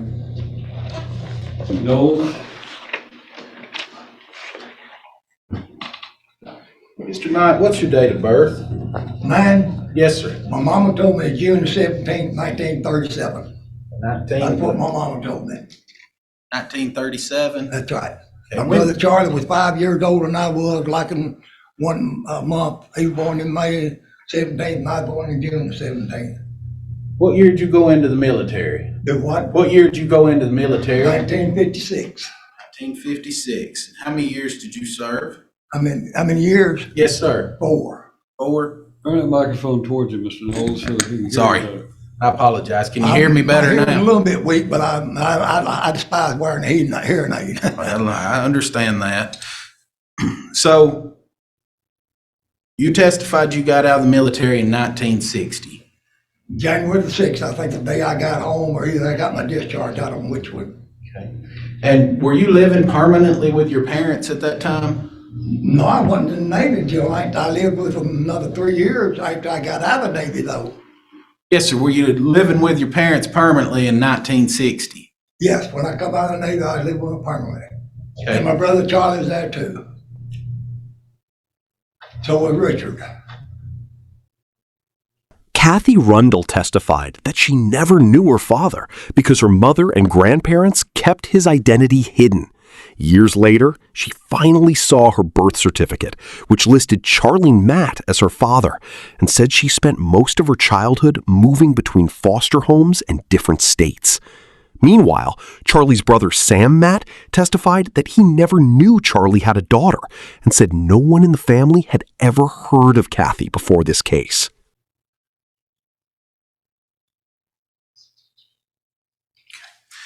Now, you testified that your address, what was your address? Well, it's at been that time? 206, 208, and box 8. And what time I was there till I come back to the Navy. Do you know how that address could have got on Kathy Rundle's birth certificate? Well, I don't have no idea. If your brother didn't know her or have nothing to do with her, do you know how she would know his address or how any We party had would? known her mother years before. That's what I said. She came home and let's stayed with her 6, 7, 8 months back in 53. That's the reason I didn't know her whole name, but it was Morgan. Her name was Jean. So you're testifying that Miss Kathy Rundle's mother, Beatrice, came and stayed with y'all in 53. Yeah, and Daddy and Mama said bought her a ticket and sent her back to Oregon. And do you know if she came back? I do not know. I was in the Navy for 4 years, and I've heard all this information. It shocks me. Do you know how old Miss Beatrice was at the? Well, according to birth certificate, it backs me up what I was saying. She's 13 in 53. She was 20 when this girl was born.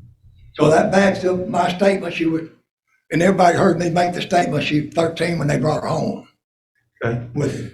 So have you seen Miss Kathy Rundle's birth certificate? Not until I got it from Miss Robertson. Can we pass the witness exhibit 2, please? But I've seen it. Miss Robertson sent us all one in the mail. But that's one that sent out.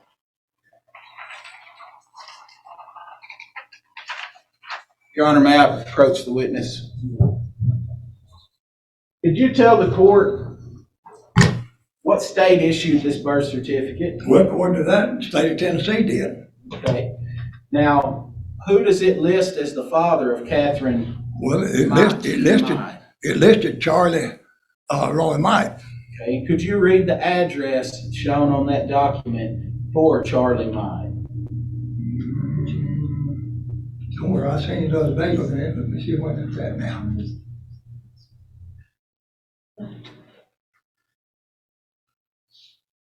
If you would direct you to line 18. Okay, that's what I say, box 206, Burns, Tennessee. Well, that Burns, Tennessee, where he's living, it backs up. He was at home at that day. Your Honor, I don't mean to object, but we do.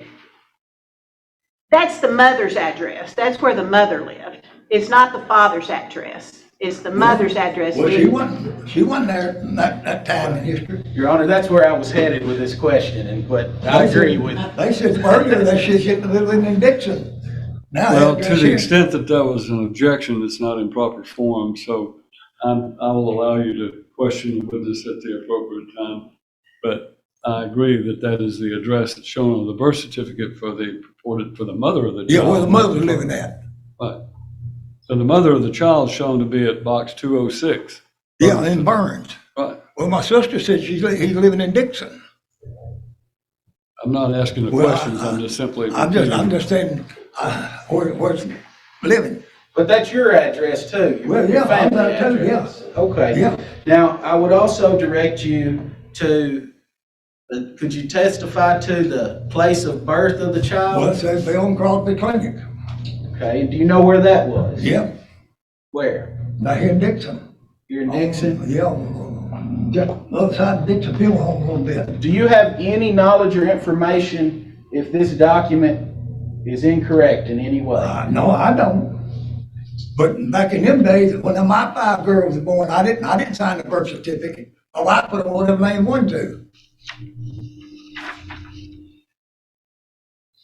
I got 5 daughters, and I didn't put my name on none of them. They didn't ask me. My wife put the name on them they wanted to put on there.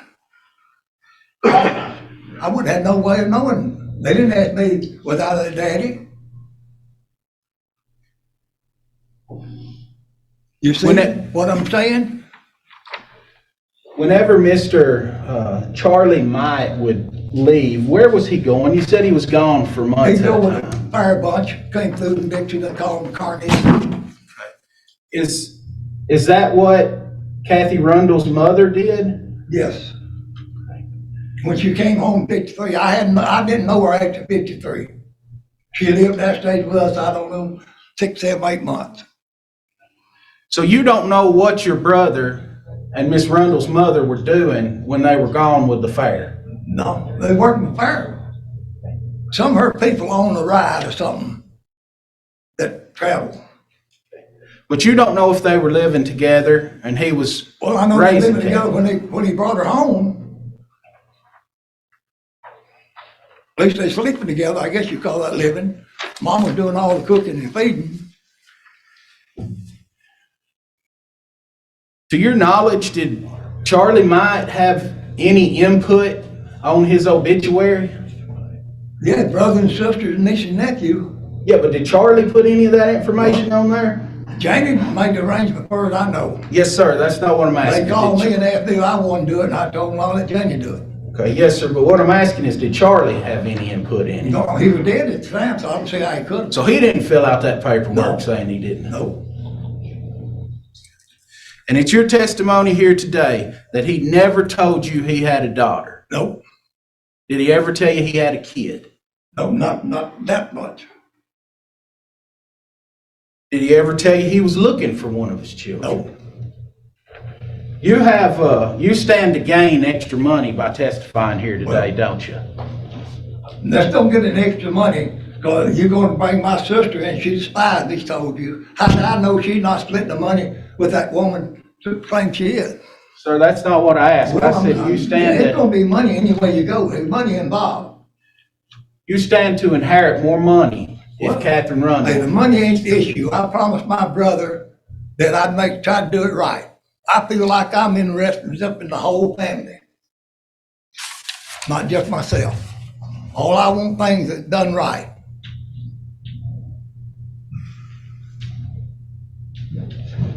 Does Catherine Rundle favor your family? I couldn't tell she did. So you didn't feel like she looked like your family members?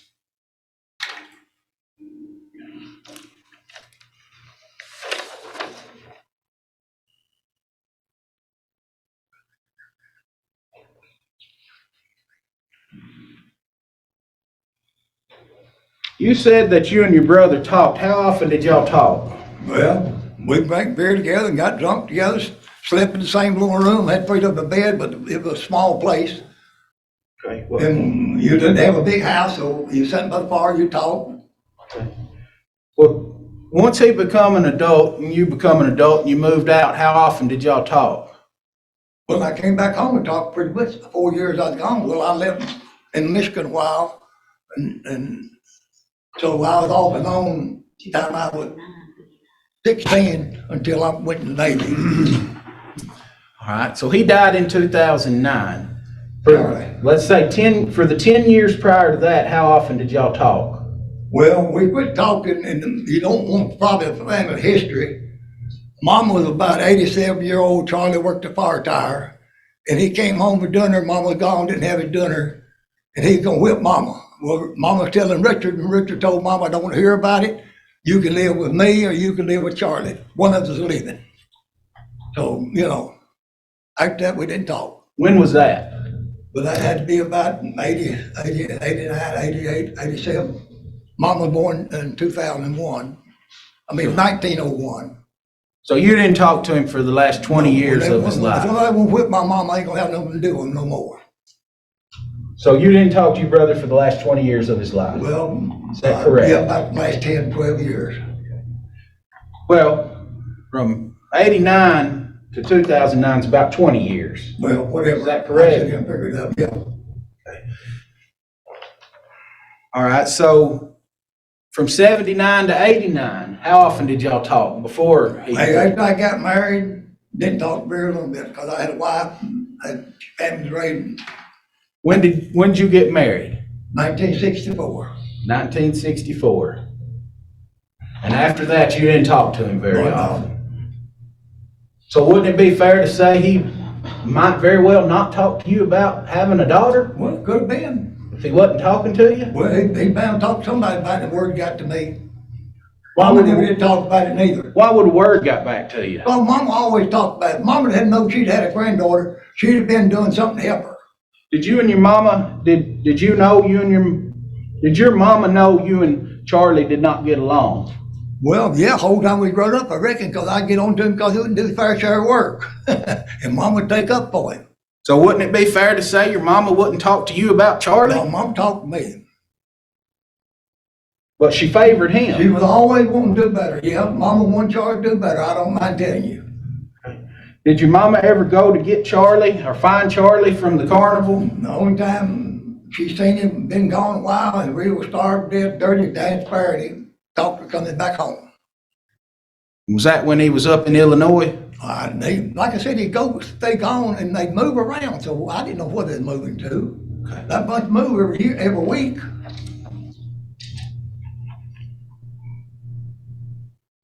That's all the questions I have. Roberts? So, Mr. Mike, so if I understand it, in 1953, your then 20-year-old brother, Charlie Myatt, brought home a 13-year-old child and brought her into your mom and daddy's house. Yep. And they lived together. Yeah, they sleep together anyway. Okay, until your mom and daddy got tired of it and they bought a bus ticket and they shipped her off. Yep. But then your brother was going back and forth, leaving the home and going and traveling during this time? A couple more years he was. And in you said 1956, you joined the military? Yep.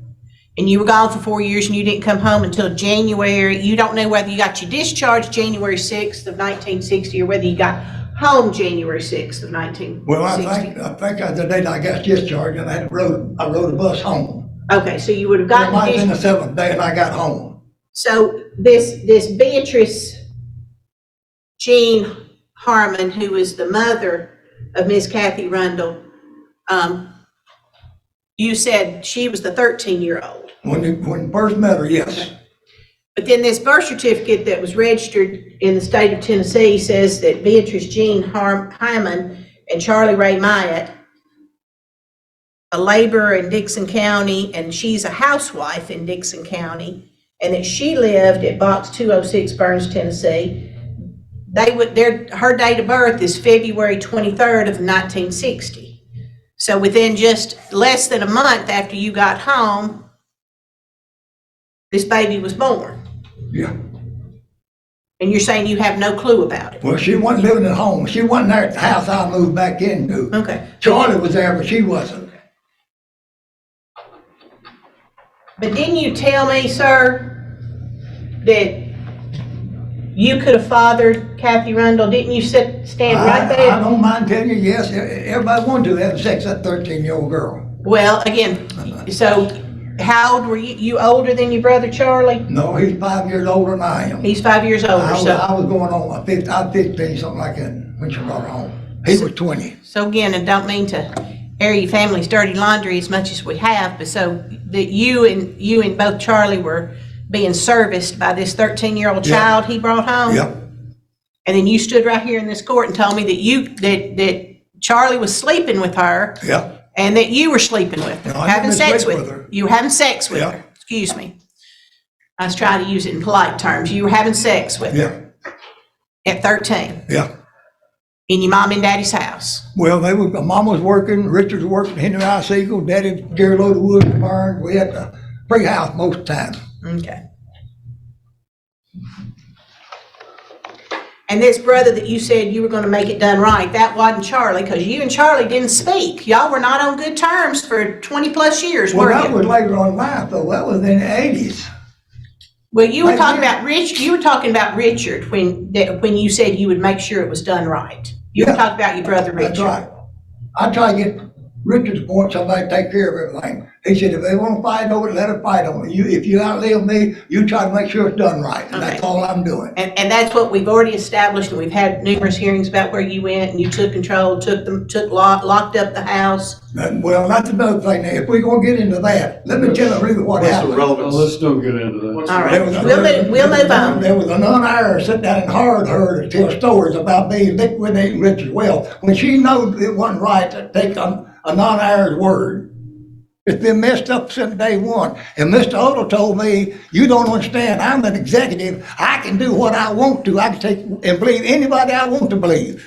And I said, surely we got some laws that make you do it right. It's been a mess, I'm telling you. But Charlie was, I've been made out to be the worst guy on earth. Charlie was close with his sister Janie, wasn't he? The what? Charlie and Janie were close. Not that I ever knew of.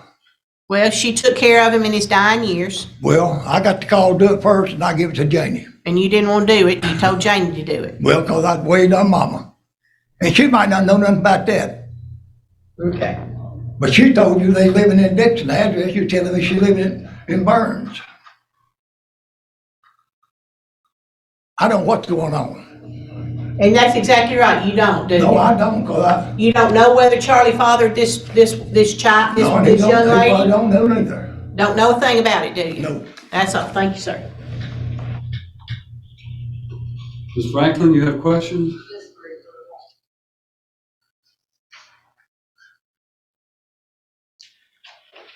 Mr. Myatt, you testified earlier that you believed your brother Charlie had 2 other children in Burns. I know what now? You testified earlier you believe your brother Charlie had 2 other children in Burns. Well, they don't claim him, and they never claim them. Okay, but you believe he fathered 2 other children? I do. And you never notified the court of this? Do what? You never notified the court that there are other heirs out If they there? won't be known, if they won't be known, they take a DNA test. But you're aware, you believe that he had other children, and you haven't made the court aware of that, correct, until today? Well, they don't claim it.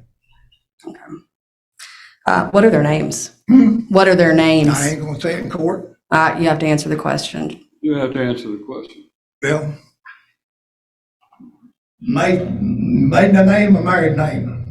One of them Their girl, current one of them boy. names, Huh? their current and legal names. The name married now? Yes. Okay, it'd be May Chandler, and the other one was a boy, with Mark Moran. What was that last name? Huh? The last name? Moran. No further. Last person was verified, this died a couple weeks ago, so I can't get it verified, but they get a DNA test done, they can sue me. Is the reason that you haven't told anybody about these children is I've because told a lot of you, people about them. well, because you want to increase the amount of money you receive from this estate? Do what? You want to increase the amount of money that you I receive? don't want to increase no more money than nobody's getting. I have no further questions. I'm pretty sure you're aware of what they offered me the other day, ain't you? If a judge wants to know, I'll tell him. I'm sorry, what are you saying? Huh? What are you saying? They offered, Judge, I'd object If to I was any dropped kind of this settlement case, discussions yes, that was made. That's an offer of settlement, sustain the objection. You can't talk about that. okay, I figured. You said something about DNA tests. Is somebody taking a DNA test? Well, if anybody wants to know the truth, they can. You're willing to take one yourself? Hey, I volunteered a long time ago. I tell you, that statute of limitations should run out. I told everybody a long time ago. They say, you want your body resumed? I said, no, I'll donate my DNA if they want to compare it. But everybody tell me now, well, the time's done run out, and it shouldn't be nothing. All right. Anything further, Mr. Vanderbilt? Judge, nothing further. Nothing for this witness. All right, thank you. You can step down. Call your next witness. Thank you, Your Honor, putting up with me. I just had a lot of stuff I want to get off my chest.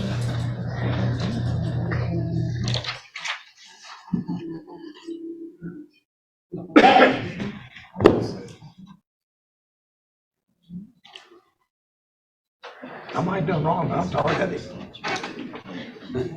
I don't want to write tape.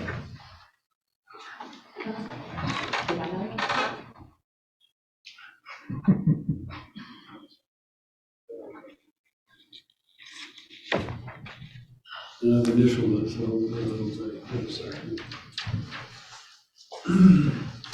You may call your next witness.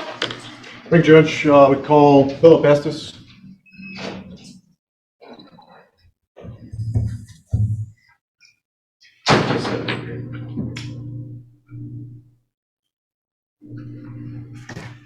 You'll raise your right hand, let the clerk place you under oath. You solemnly swear or affirm to tell the truth, whole truth, nothing but the truth, so help you God. I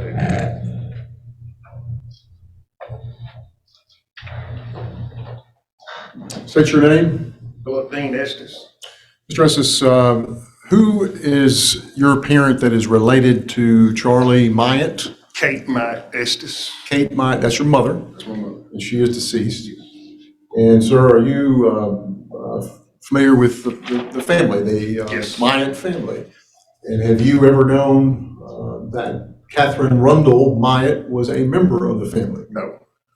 Did your mother, Miss Estes, did she ever bring that to your attention as being a family member? No. Discussions with you about it? No. When were you born? 59. Where? Dixon. And during that time period, was there ever a engagement with you that you were told about, or otherwise at a family reunion where somebody by the name of Kathy Rundle or Myatt was brought up? No. Has that family history that you know about, has it ever included a Kathy Rundle Myatt? No. When did you come to learn this? November 16th of 21, when I got the paper with her name on it. Did you have a close relationship with your mother? Yes. Who was your sibling? You have siblings? I've got 5. 5 siblings? Yes. Okay. You were close with your mother? Yes. Would you all share that family history together? Yes. Okay. Is this something that was ever brought to your attention? No. Did she have a relationship, your mother have a relationship with your Uncle Charlie? Yes. Okay. Is he someone that would, that they would, do you have knowledge that they would discuss the family history? That I wouldn't know. Okay. Is this something that is ever brought to your attention? No. Ever generally known or specifically known that he had a child? No. That's all the questions I have, guys. No, you may cross.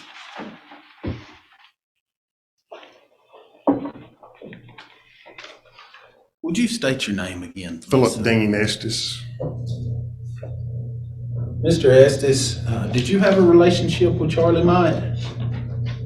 In younger years, yes. And what does that mean? In younger years. 60s, 70s. Till I got married, and you live in your own life. Okay, what kind of relationship did y'all have? We didn't live very far away. So what I guess under 10, going to grandma's.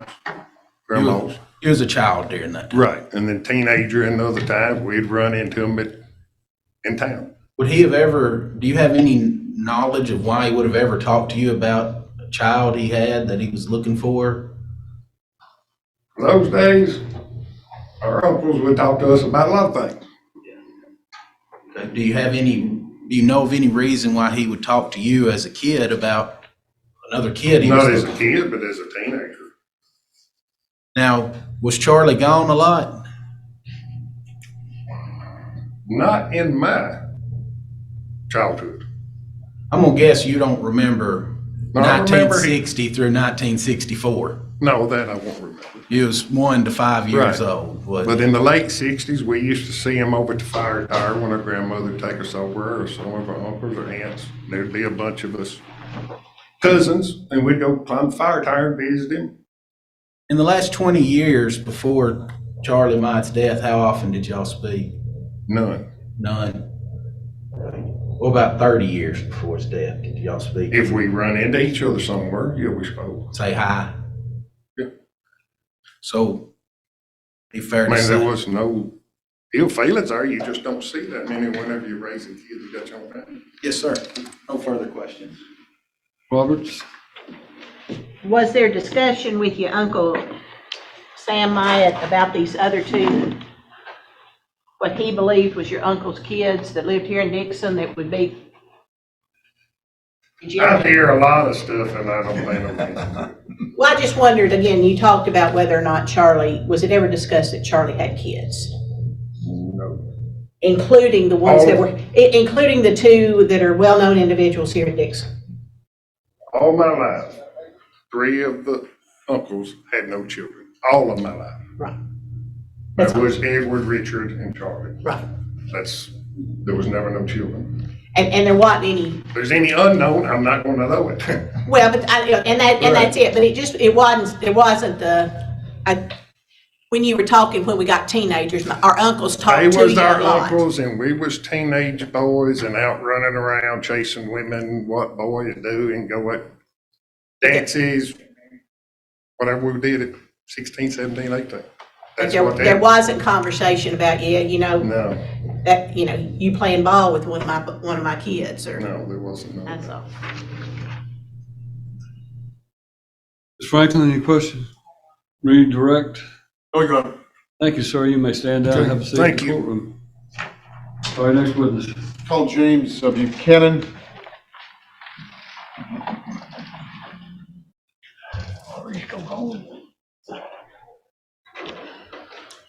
Stand here, face the clerk, raise your right hand, and be sworn.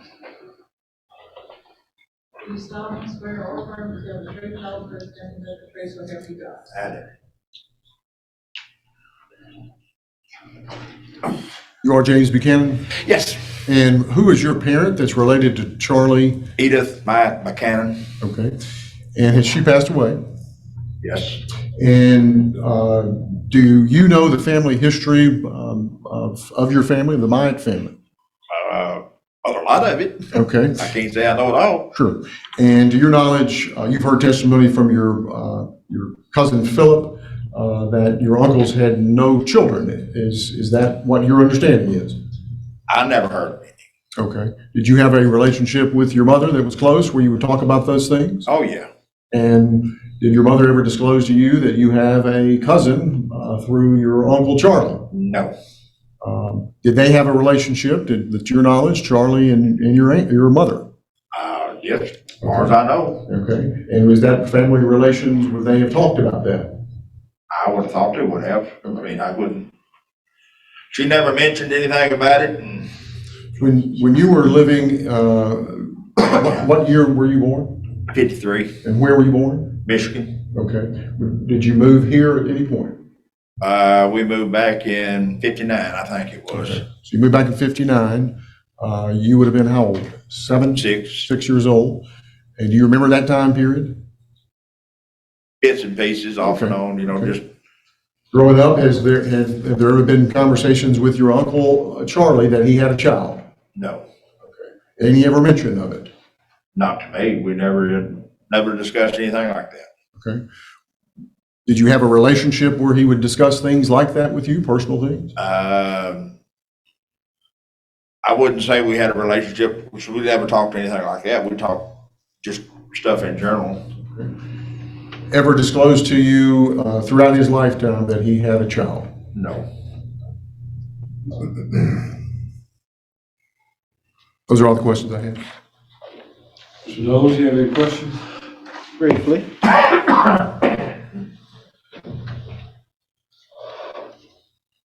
Mr. Buchanan, could you tell me about your mother and Mr. Charlie's relationship?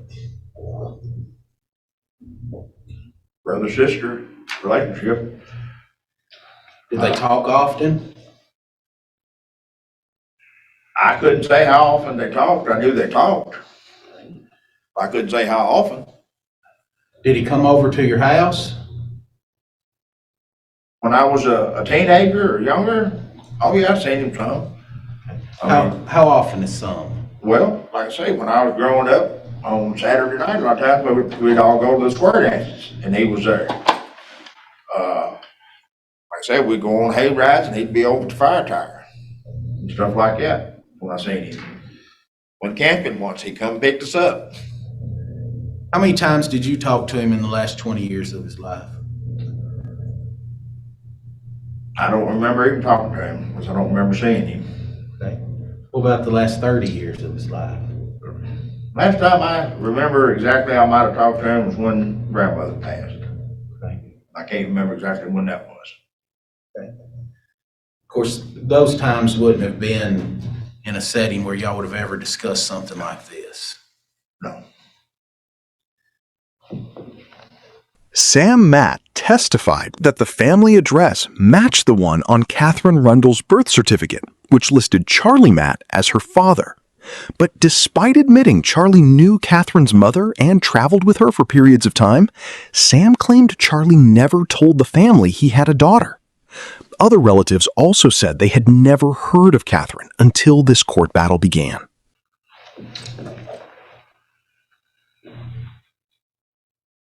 No further questions. Ms. I don't Roberts? have anything, Your Honor. Ms. Franklin? You redirect?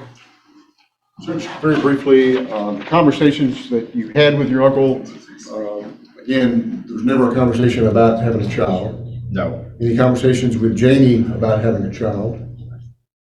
No. Was she someone that would have shared that with you, or your mother? No. Well, we never had any conversation, anything. Is Janie Lewis Myatt the type person that would have shared that information with family members if she had known it? Oh, yeah. Was it shared to your knowledge? I don't know what she might have shared because it never was shared with me. Okay. And nothing was ever told to me about Does Charlie Hunt. she and your mother, Janie and your mother, have that type of relationship where they would have shared that type of information? Oh, yes, yes, Okay. Would your mother have shared that with you if that had been information she'd received? yes, And was it ever received? no. Miss Janie Myatt, was she you've heard her testimony, Yes. and was any of that ever shared, any portion of it shared with you or shared with your mother, to your knowledge, about a family history? Well, my mother never shared it with me if it was shared with her. She never brought it up, and we talked about Charlie and Uncle Richard, and this, that, and other, and it was never brought up anything about Charlie having a kid. Is that something your mom would have mentioned to you? Oh, yes. Okay. No other questions, John? Briefly. So is it your testimony that Janie Myatt's just lying? No. I didn't say she was lying. I said that information never was shared that I know of with my mother, and my mother didn't share it with me. Do you believe her to be a truthful person? No. So you believe she was lying today? I can't say what she's doing. Is it true that she would receive less money if Miss Catherine Rundle is declared an heir by this court? Do what now? Is it true that she would receive less money if Miss Catherine Rundle is declared an heir by this court? Who would receive less money? Miss Janie Myatt. I guess. You would receive more if she is declared not to be an heir, is that correct? I guess. I haven't done the math. That's all. Anyone else have questions? Thank you, sir. You may start now. Should I call Larry Byram?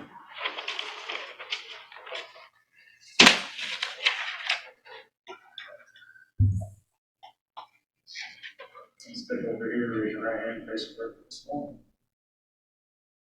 You solemnly swear or affirm tell the truth, the whole truth, and nothing but the truth, so help you God.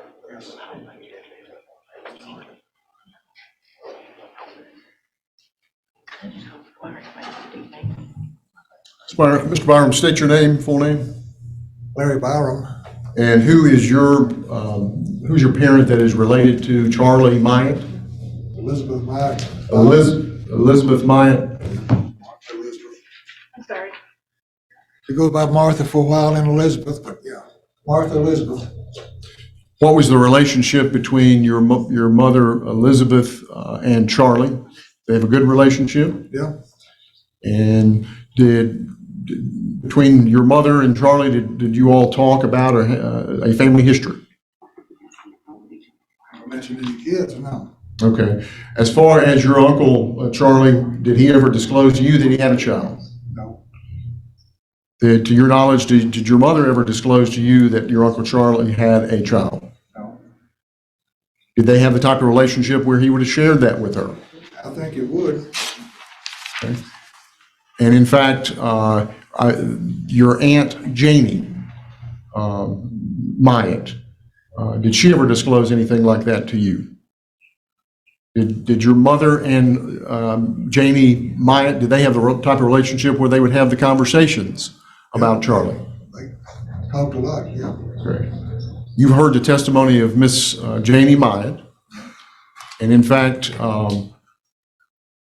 was it your mother that was at she says was part of making the funeral arrangements? Do you recall that? Yes. Do you recall having discussions with your mother about the family I didn't arrangements? discuss the funeral, but her and Janie did that. Okay. And you've seen the obituary for Charlie Myatt? Okay.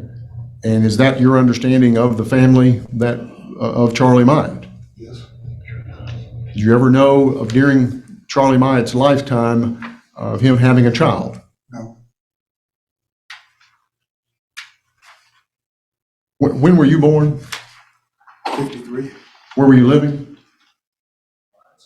Okay. I was born in Michigan. Born in Michigan, but you grew up in Burns. When did you move back to Burns? I was about 2 years old, I was told. Okay, okay. Obviously your mother and your father were living there? Yes. Okay. Did they live in the Myatt Loop area, the area that's called Myatt Loop now? Buddy Road. Okay. So was that a close-knit area? Yeah. Okay. Has there ever been a understanding in your family dynamic that your Uncle Charlie had a child? I didn't hear of it till lately. So. Okay. Thank you, sir. So,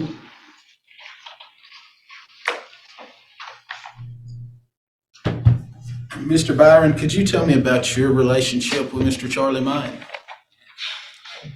When I see him, we got along pretty good, but Okay. several years you didn't see him. Okay. Well, in the last 20 years of his life, how many times did you talk to him? A few times. I'd see him at Captain D's every now and then, but And was those conversations just, hi, how are you doing? pretty much, probably a few minutes. But Wouldn't have been a setting where y'all would have talked about as child Catherine Myatt. probably not. And how often did you see him back in 1960? Saw him quite a bit then. Okay. How? How would you see him? My grandmother's.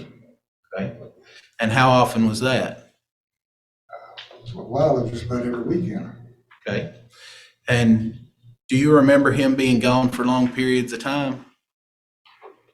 I remember when he was with Carnival. And during that time, would he be gone for long periods of time? He was a part of the forestry department, firefighter, California, Oregon, somewhere. Now, do you know Miss Janie Myatt? Yes. Okay. Did you hear her testimony? Yes. Do you believe she was telling the truth?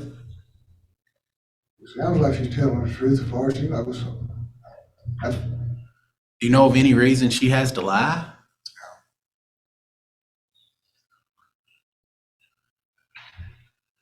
Let's see. So you would have become an adult around 1971.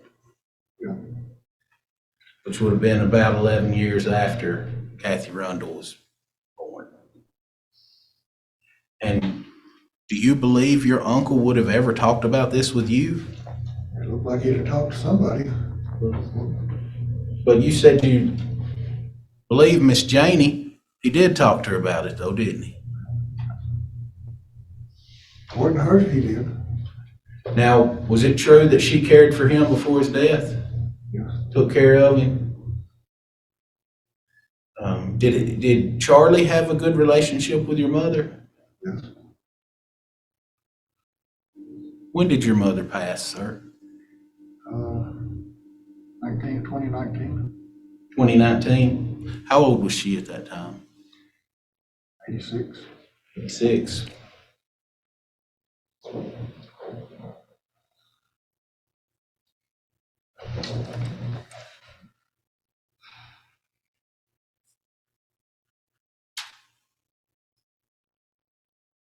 Nothing further, Your Honor. Roberts? Just briefly, what does it matter to you whether Kathy Rundle is declared your cousin or not? Well, if she's not, she shouldn't get the money, but if she is, She should. Okay. if she is. Now, again, a lot of this family history things that you said wasn't disclosed. Did you know some of the stuff that, seedier stuff that's come out today? Did you know that your uncles were swapping a 13-year-old child for sexual favors? I've heard Sam talk about it before. You did hear them talk about it before? And that they were having sex with sharing a 13-year-old? Yeah. Just from him, I don't, Beg pardon? just from him, I don't know anything else. Just from who? Sam. Just from Sam. When did you hear that from Sam? A few months ago. Just a few months ago. After Mr. Richard died and all this started coming up, is when he started talking about his sexual exploits. Yeah. That's all. Franklin? Redirect? Just briefly, so to your knowledge, your uncle Sam was telling you that, but he would have been 14 at the time? Correct? I think so. Yeah, he was 14, she was 13, correct? Okay. Your mother was, you were asked about Miss Janie's, if she was being truthful or not, but your mother was there making the arrangements with her, to your knowledge, for their funeral arrangements. And if it was an issue that your uncle would want this child to have been found, your mother, would she have known about that if it was a family member? I'm gonna object. Stan, I think you're calling for him to speculate what his mother would or would not have thought. So. I'll rephrase, Judge. Did your mother ever tell you after the funeral arrangements we need to find a daughter? No. Ever bring it up to you that was an issue for your brother that had been disclosed because it was his daughter? No. Okay, that's all I have, Judge. Any further recalls? No, Your Honor, nothing from me. All right. Thank you, sir. You may stand down. Mr. Vandervoort, you may call your next witness. Judge Sheila Woodard.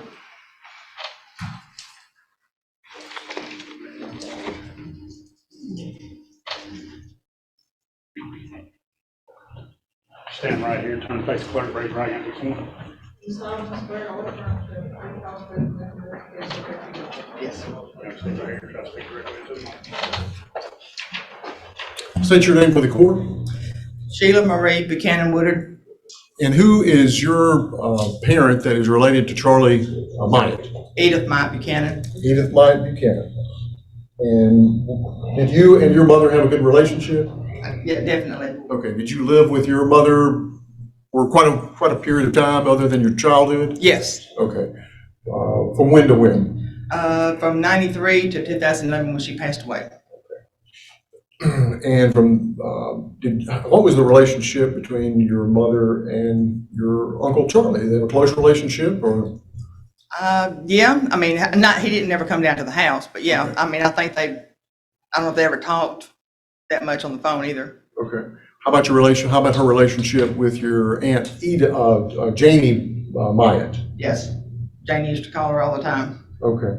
Close relationship? Yeah. What kind of relationship with family history be disclosed? Oh, yeah. Okay. In your lifetime, have you ever known your Uncle Charlie to have a child? No. Did your mother ever discuss with you that your Uncle Charlie has a child? You have a cousin? No. Did your aunt Janie ever discuss that with you? No. Ever, to your knowledge, ever discuss it with your mother? I don't know if they discussed it, but like I said, Mom never disclosed it to me. Okay. Is that something? And, yeah, we talked. Yeah. Was that something she would have disclosed to you and talked about the family history? Yes. And was it ever? No. Is that something that, to your knowledge, that your mother and your Aunt Janie would have talked about the family history? It's possible. Okay. Because, I mean, I wasn't there. I worked, so I wasn't there, you know. The family's always talked, Okay. Is your especially the aunt, women. gotcha, your Aunt Janie, is she that type of person that would talk about those type of things? Yes, I believe so. And you have heard her testimony? Was any of her testimony like that ever disclosed to you? Any of what she was talking? Yes, No, ma'am. How about, did your mother ever relay anything like that to you? no.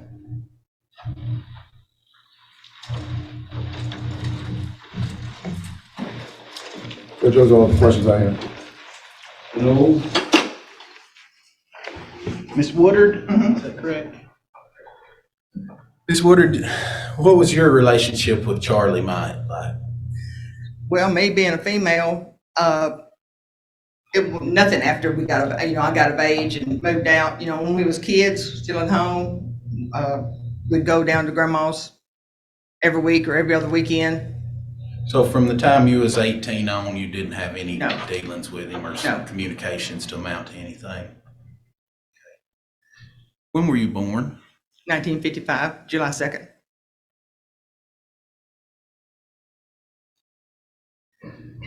When did your mother pass, Miss Woodard? December the 11th, 2011.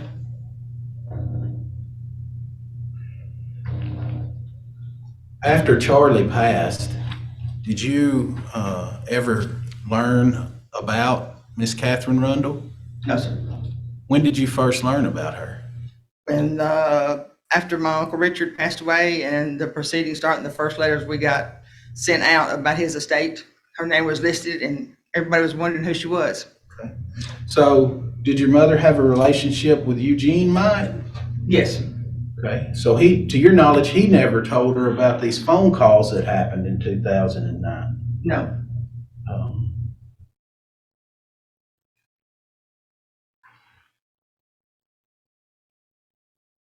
Now,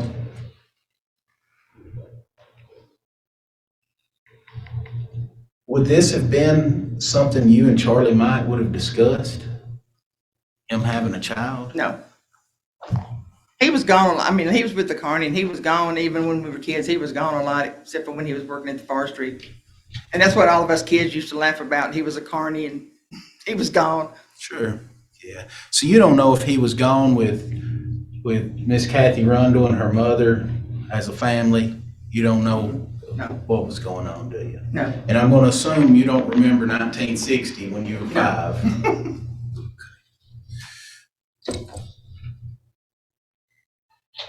That's all I have, Judge.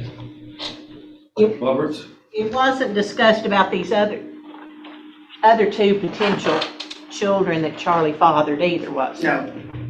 I mean, Never heard, no. Sam never brought that up during the course of anything and said, do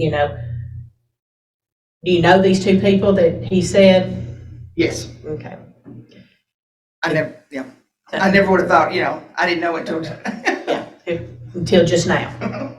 That's all. Thank you, ma'am.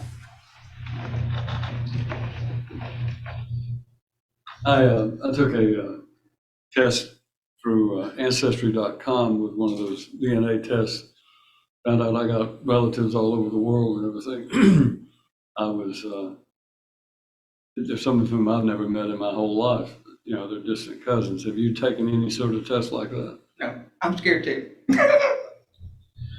Basically what I said. There's a lot of people that I have talked to that get on Ancestry and have traced back family lineage, This is what I was trying to do. I understand after today why you might not want to take free blood.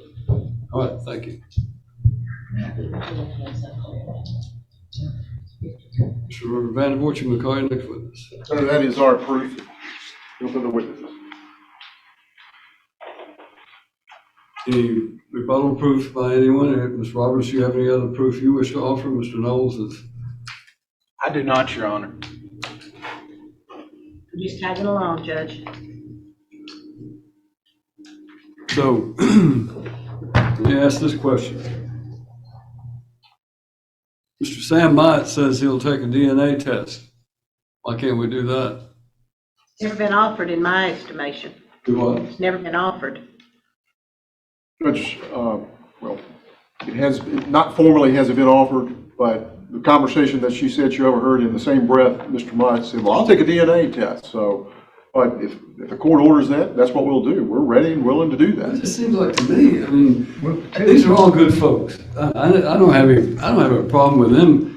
It seems to me that what they just don't know, they never heard of this person, and they say if they're blood relative. I mean, I've got relatives out there, as I said, that I have found out through Ancestry.com that I didn't know I had. I'd like to meet some of them and get to know them, but it seems like all I do is appear here in court. So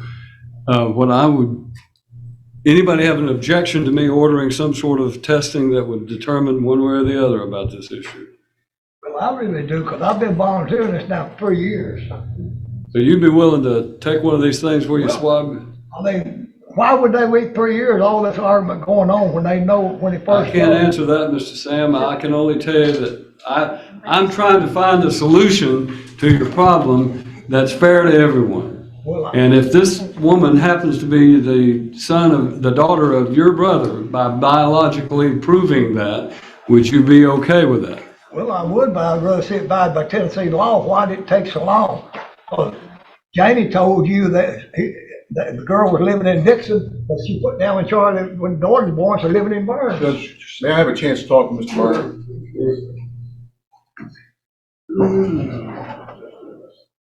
Yeah. Judge, Mr. Mott is willing to do it, as soon as the court orders it, and however you want to order it. Judge, it's purely your decision. This whole thing started out as to whether or not Ms. Rundle had standing. There has never been, I found out and included her when I asked this estate to be open. I included her name because Miss Janie, who I'm representing in opening this estate, said that she was an heir. When I discovered that this was going on, we brought it to the court's attention, and then that's when Mr. Sam Myatt, through his counsel, said, no, she's precluded by law from claiming. So it was never an issue. A DNA test seems the most logical thing to do. And I'm going to fix the problem. And you remember a judge that we used to have, what was his name? Leonard. When I was trying a Ada Whittemire murder case, he told me, when I was objecting to some evidence coming in, that he says, young lawyer Wolf, a trial is a search for the truth.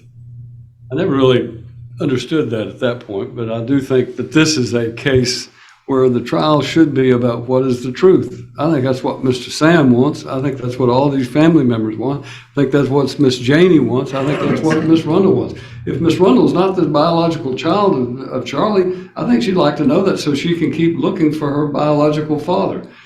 So it seems to me that everyone, I'm going to rule that she has standing to assert this claim, because of the fact that I don't think she was given proper notice the first go round. She filed her claim within the statutory period after the renotice. And for this court's consideration, I'm granting her that opportunity. The rules allow the court to expand in certain instances those things.